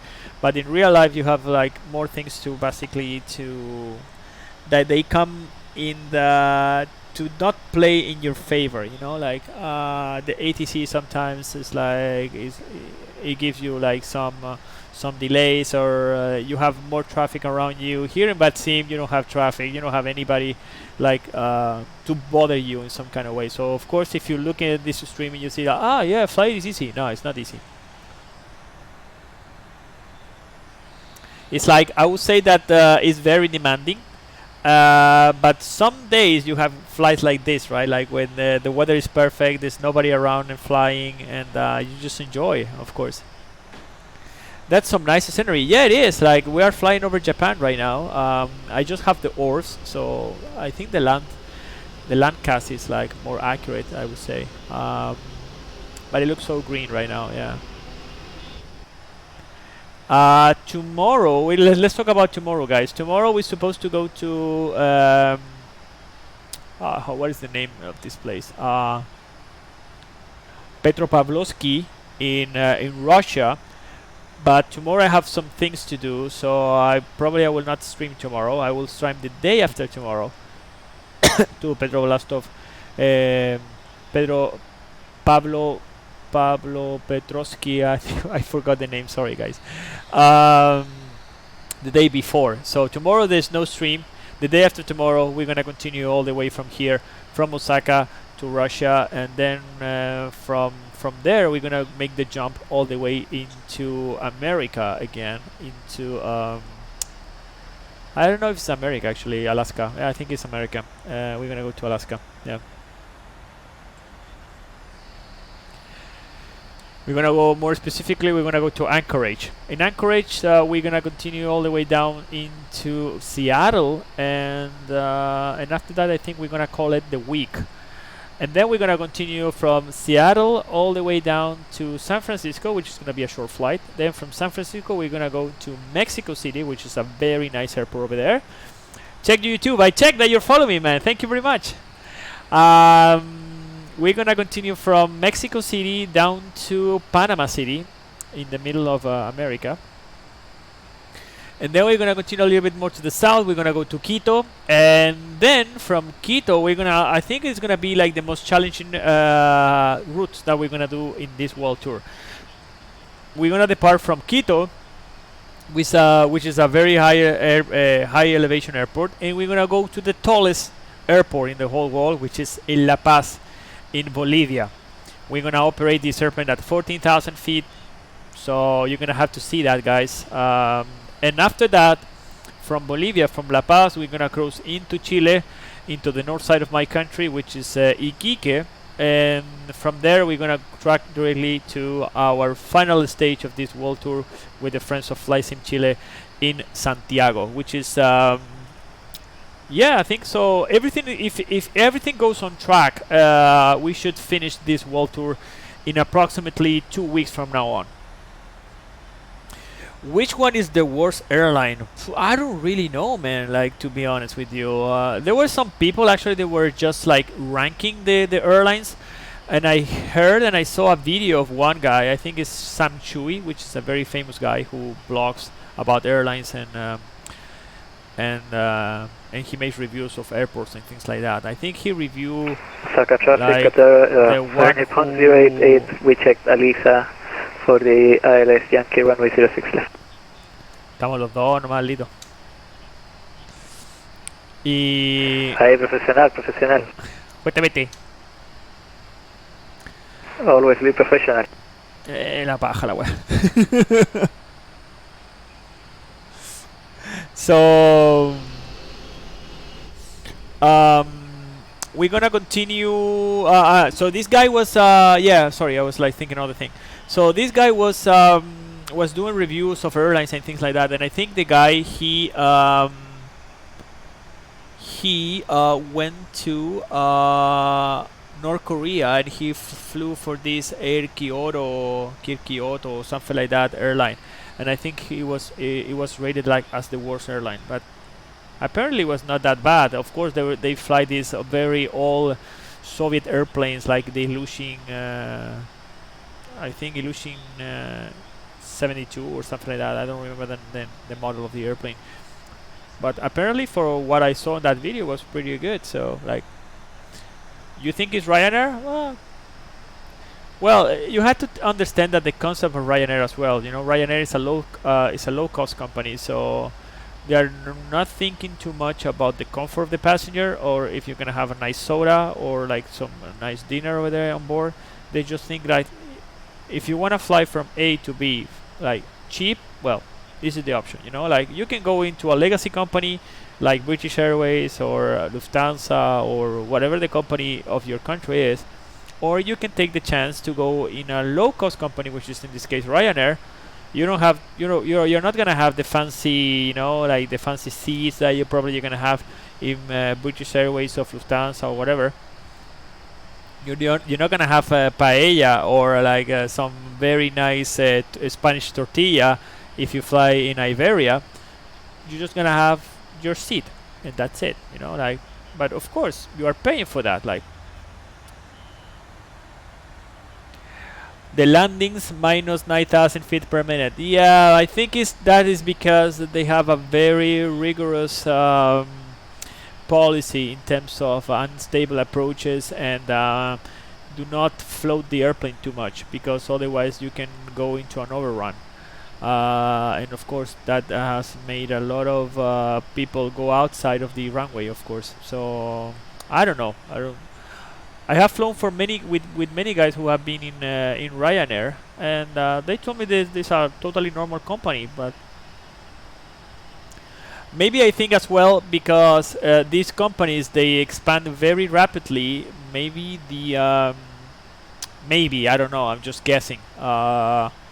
The experience of their pilots maybe is not well. You have like a lot of rotation of people, right? So maybe I don't know. There's a lot of people in instruction or something like that. I don't really know, guys. Like, what is the reason why in Ryanair they have these videos on the internet when literally every landing they are smashing the airplane to the ground? But as I told you, like sometimes soft landings are not the best ones, right? Like, especially from the pilot's perspective, like some people they just rate the landing because of the softness, and sometimes it's not, especially when you have like bad conditions, like for example like contamination of the runway or something like that.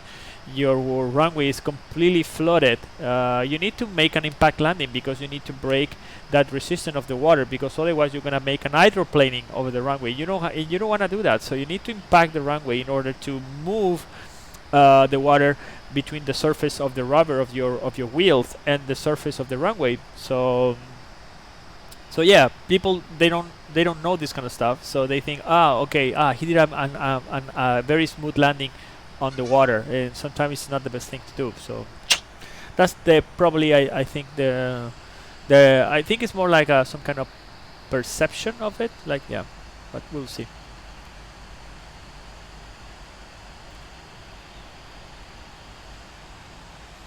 Thank you very much for your comments, Matt. Thank you very much. I appreciate.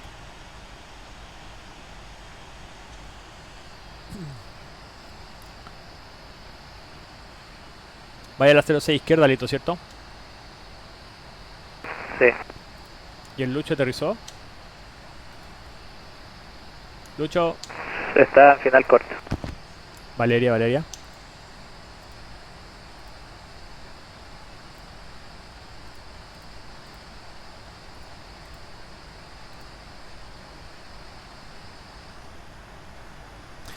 Can you get fire for a very bad landing? Yes, you can. Okay, almost 10,000 feet, so we're gonna go with the lights on, and we are going to go with the seatbelts on as well. and we have fuel override to forward. This checklist has an empty box. That means has a checklist, right? If I open checklist, I have to do many things here in order to get rid of the checklist. But I'm just gonna put here again. If I shut down this one, which is actually the manual tells me to do that, if I know what I'm doing, I just can read up that checklist. So I'm just gonna make a checklist override. So it's that thing. It's perfect. Because I know that basically it's not a problem with the fuel pump, that it's just like it just got there is a problem with the pump. It's just because the fuel pump is not there in that tank anymore, so of course it's getting lack of pressure. So I'm gonna go with the flight level change now. I have thrust flight level change speed to 60. Do pilots actually do pilots actually fly the plane, or does autopilot do all the work? That's actually a stupid question. Well, I would say that 90% of the time, of course, the autopilot is in charge. But as you could see in my streamings, I'm doing exactly what I'm doing in the real life. You know, when in real life, mostly 99% of the whole landings that you feel in your trips that you have done, most probably, are done by the pilot, like the real life pilot, not the autopilot. You know, takeoffs and landings are things that actually steer manual. So we just do autoland when the weather is pretty bad in terms of visibility, not like when it's rough and you have winds and everything. The pilot is flying the airplane, you know. So yes, you fly.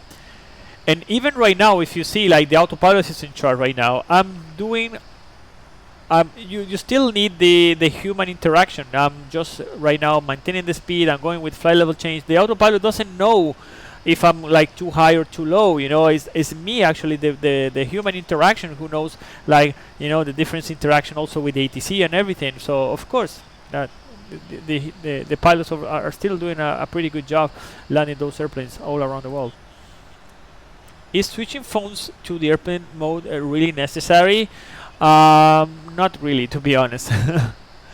That's something like maybe from 1940s or something like that.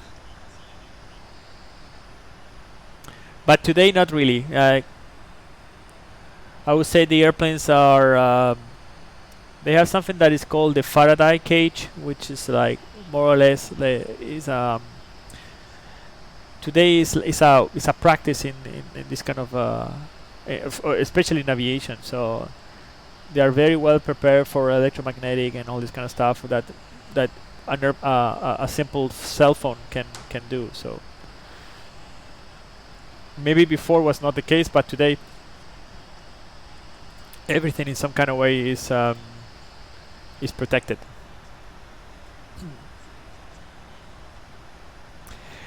That is just stupid. They say it went right. What do you mean? I don't understand you. Fuel right, 3 forward. Just gonna shut that one off. So we have the QNH 1018. So we're passing 7,600 feet now. So we're gonna go with the approach checklist. Altimeters. We have 1018 technical check. Approach checklist is completed.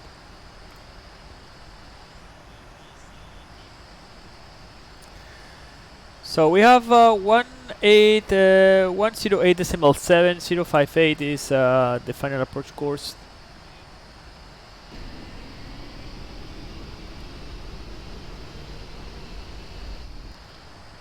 Osaka traffic at Nippon 088 on the ILS 06 left. ¿Qué millalito hay? 15. Obrigado.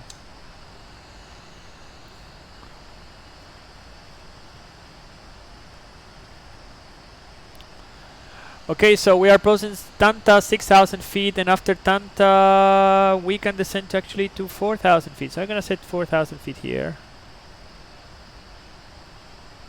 I'm gonna go with the approach.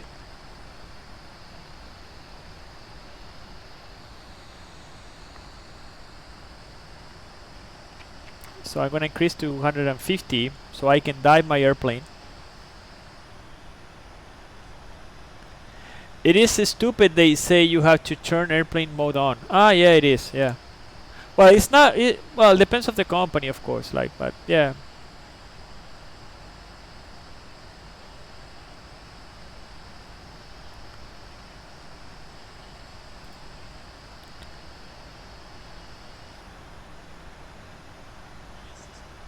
Can you ever play music in the cockpit? No, you can't.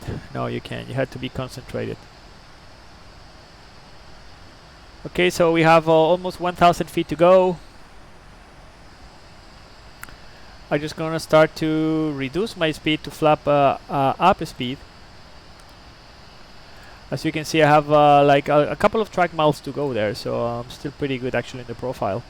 So right now we have India Kilo Juliet identify, which is actually the ILS frequency. So now I can use actually the ILS. The localizer is alive, so I'm just gonna go with the approach. So I have localizer and glide slope arm. Estoy 22 millas, Lito. Vale, yo estoy a 6 millas ya.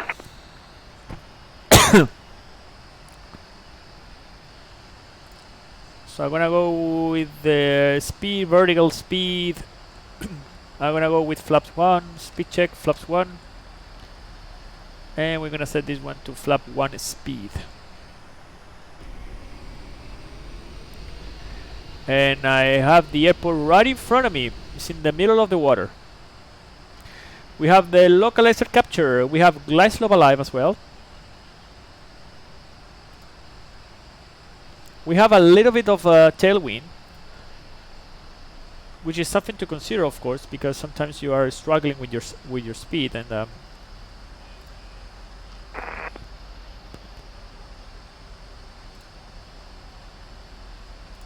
minus 300 feet. I will go with flaps 5, speed check, flap 5, and flap 5 speed. When I'm waiting at the gate, why does it look like there is a little engine on the back of the plane that is spitting shitty out? There is a little engine that is spitting shits out. I don't know what you mean. I think maybe the APU, which is in the cone, which is right over here, is this one. This is the APU, auxiliary power unit. It's another turbine that we have there, basically to give us electricity and pneumatic power for the engine, for the airplane. I'm sorry. So we have glide slope arm. We're gonna intercept the glide slope now. Glide slope capture, and the miss approach altitude is gonna be 3,000 feet here. We're gonna go with flaps 10, speed check, flaps 10, and we're gonna set flaps 10 speed. We're just gonna make a call. Osaka traffic, cargo look 705 on the ILS runway 06 left. We are 14 miles out. Daniel, volví, estaba almorzando, jaja. Tengo tu stream y el de Harald activos. Buenísimo, buenísimo, Daniel. Yeah, is that the one? Okay, yeah. I'm gonna start the APU now when we land, okay? You will see.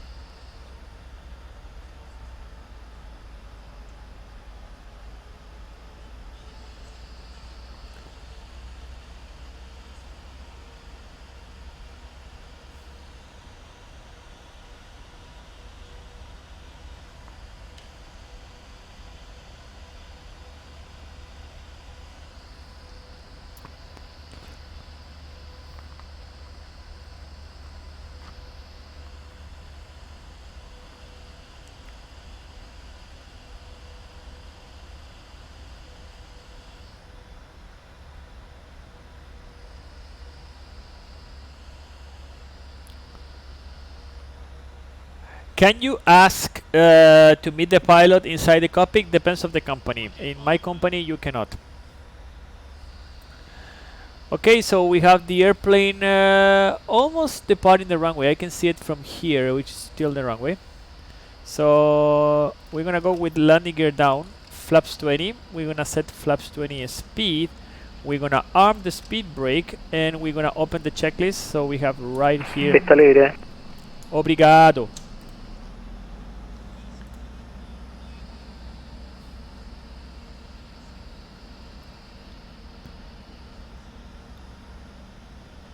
What is your funny moment in the air? Wow, man, I have so many, but I will tell you later. But I'm right now in final, so I just want to concentrate. I'm just asking stupid stuff. It's okay, man. So it's okay. No worries. You make the channel entertain. Okay, so we're gonna go with flaps 30 now. So flap 30, and we're gonna go with the VREF, which is 158 plus 5. That means 163. Okay. So at 1,500 feet, I said I'm gonna be completely configured, which is okay. Which is, as you can see here, landing gear is down, flap is 30, the speed brake is on, and I can do my landing checklist, right? So landing checklist complete, checklist complete. We have the airport right in front of us. The wind is 100 with 3, so pretty much it's like very soft wind, right? The QNH is 1018, and we have the runway in front of us just to meet.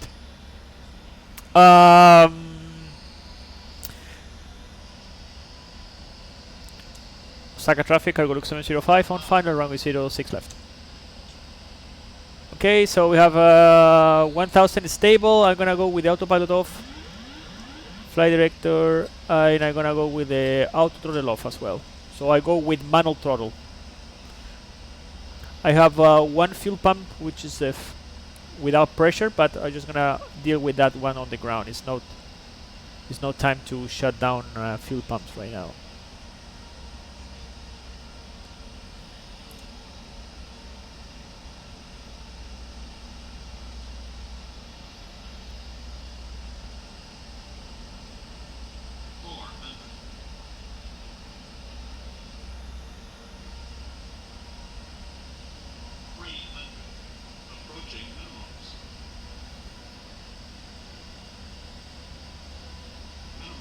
Continue.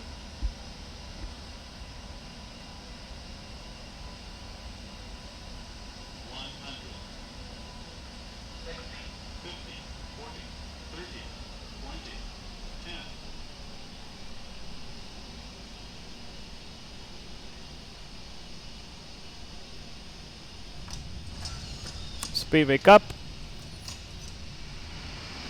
Reverse green.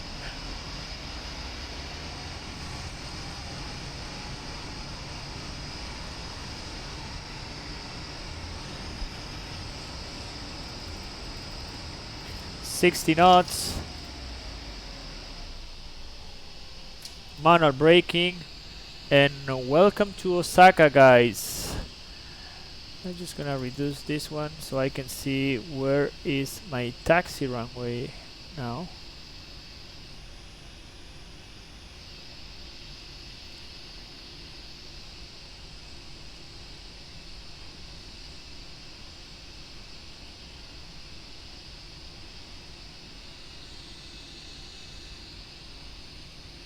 So this one is Bravo 8, I think it is. No, Bravo 6, this one it is. So we're gonna turn right here on the first one to the right, which is Yankee.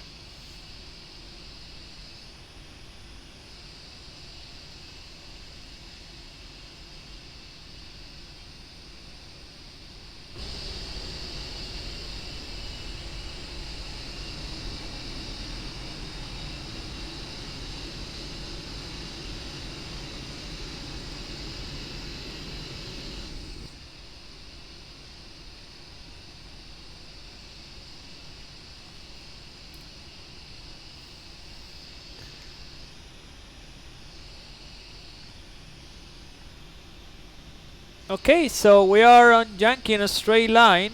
Now we can actually deal with the whole thing. So we're gonna go with the speed brake up.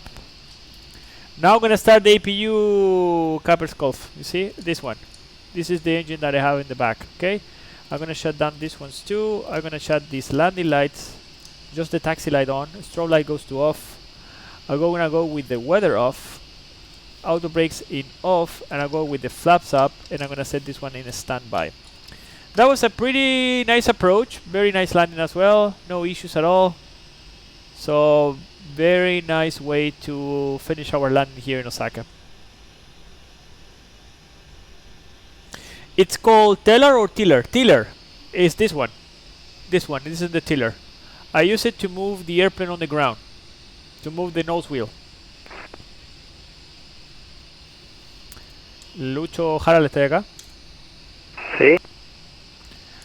Mañana, puta, tenemos que hacer, pues, bueno. Yo estaba pensando dejar el streaming para pasado mañana. ¿Verdad que tenemos que hacer ya? Perfecto, me parece. Más fácil, ¿no es cierto? Para andar corriendo y haciendo tonteras. Sí, así también para estar a una hora decente de Chile, porque si no, no van a estar todos durmiendo. Ya, por la raja, quedamos en eso así entonces. Okay, so next one to the left. Is the same as the rudder? No, it's not the same as the rudder. The with the tiller, you have more travel distance, right? With the rudder, you have only 6 degrees to the left and right, right? Enough for you to control the airplane on the runway.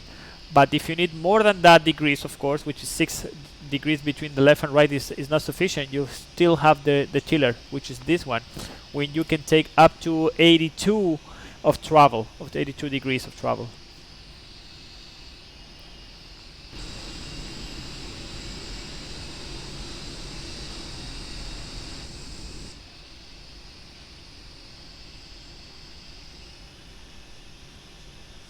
¿Qué usas para el radar, Carlos? Ocupo mis pedales, los mismos pedales que ocupo para mover el radar. Es lo que ocupo. Mira, si se veo, se mueven las dos cosas al mismo tiempo. ¿Te fijas? Están anexados las dos cosas. Y si muevo acá, mira. ¿Okay? Mueve la cola igual, o sea, el radar. So we're gonna take the next one to the right. How do you feel after a long flight? You feel like shit, man. You feel terrible. The only thing that you want is to have like a nice bed, a shower, and that's it. You know, sometimes to eat as well. Like the food of the airplanes is terrible. Even for the crew, is terrible. The crew meals are terrible as well. Ouch. So I would say that definitely you want to have a shower, you want to sleep, and you want to eat. Yeah, like more or less the usual stuff. Excelente, es importantísimo tener uno. Sí, obviamente, amigo, obviamente. Vamos a estacionarnos al lado de Harald. Look how the main landing gear also moves. You see? It helps to pivot the airplane better. Can you sleep if the autopilot is doing the same thing? Like the autopilot is sleeping? The autopilot never sleeps. No, you cannot, because even if the autopilot is in control of the airplane, there is one pilot who is monitoring the autopilot. Sometimes the autopilot get crazy. Not crazy, but like they disconnect or something like that. And the other pilot is in charge of the communications, doing the flight plan, doing the paperwork. He's checking the estimates. He's checking the how is the consumption of the fuel. Yeah, we are checking alternatives. We're checking weather. There's no time to get bored. Like even if in cruise. Okay, 252 is here, so we're gonna put these lights to off. And you know what? I forgot to do this actually.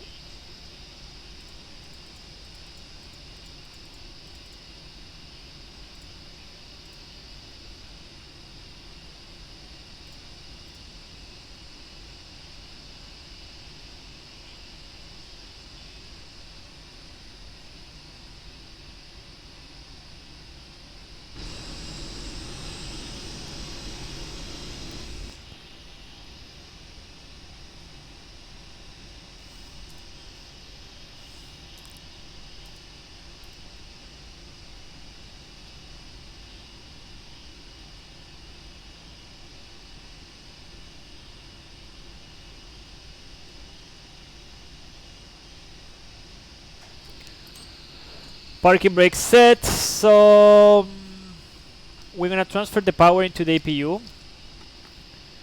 And now we are going to go with the shutdowns of the engines. Seatbelt goes to off. We go to the overhead panel, and all these demand pumps, hydraulic pumps, they go to off. Fuel pumps, they go to off. Beacon, we're just gonna wait below 5% because otherwise we're gonna suck that beautiful lady over there into the engines. And we don't wanna do that. Okay, so we go with the beacon off. We go with the flight directors to off. We go with the traffic off as well. We set the code in 2000, so we reset the code for the ATC. We put this one on standby. One other thing that we can do actually is to close the electronic flyback. and we can do the shutdown checklist. So we have shutdown checklist, parking brake is set, shutdown checklist complete. I'm just gonna put some wheel chocks here. I'm gonna ask for the ground power to be connected, and we're gonna ask for the board. Ok, ¿qué usabas para el rack? Ya, eso lo vi. Oh, excelente. Es importante tener unos. Dinner, shower and sleep. Siempre. All the time.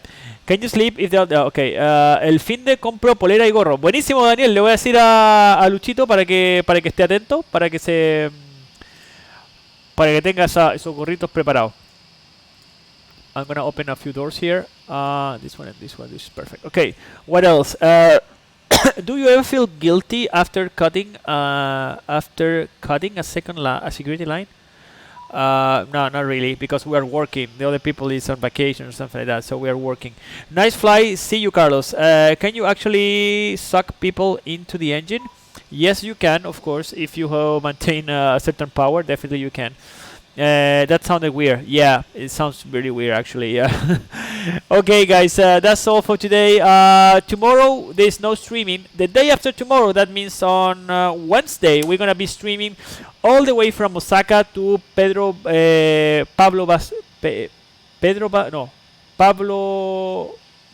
Bastok. Let me check that one, guys. Just like it's somewhere here. Wait, it's this one.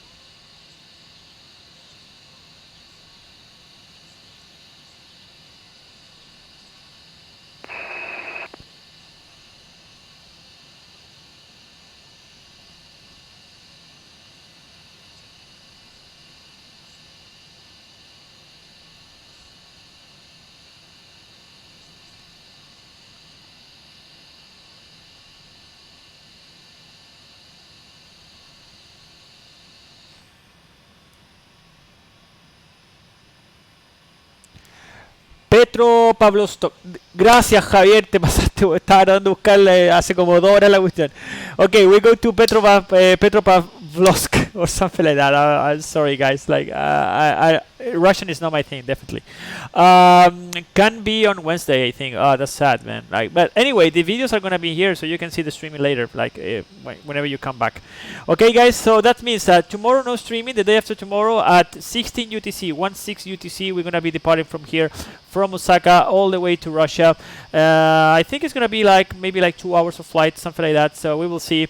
And after that, we're gonna make the big jump into Anchorage in Alaska. So that means that is gonna be on Thursday. On Friday, we're gonna end up in Seattle.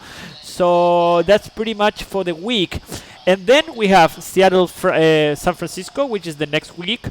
Then San Francisco, Mexico City to Panama. Then we go to Quito. Then we go to La Paz, and we're gonna wrap that thing.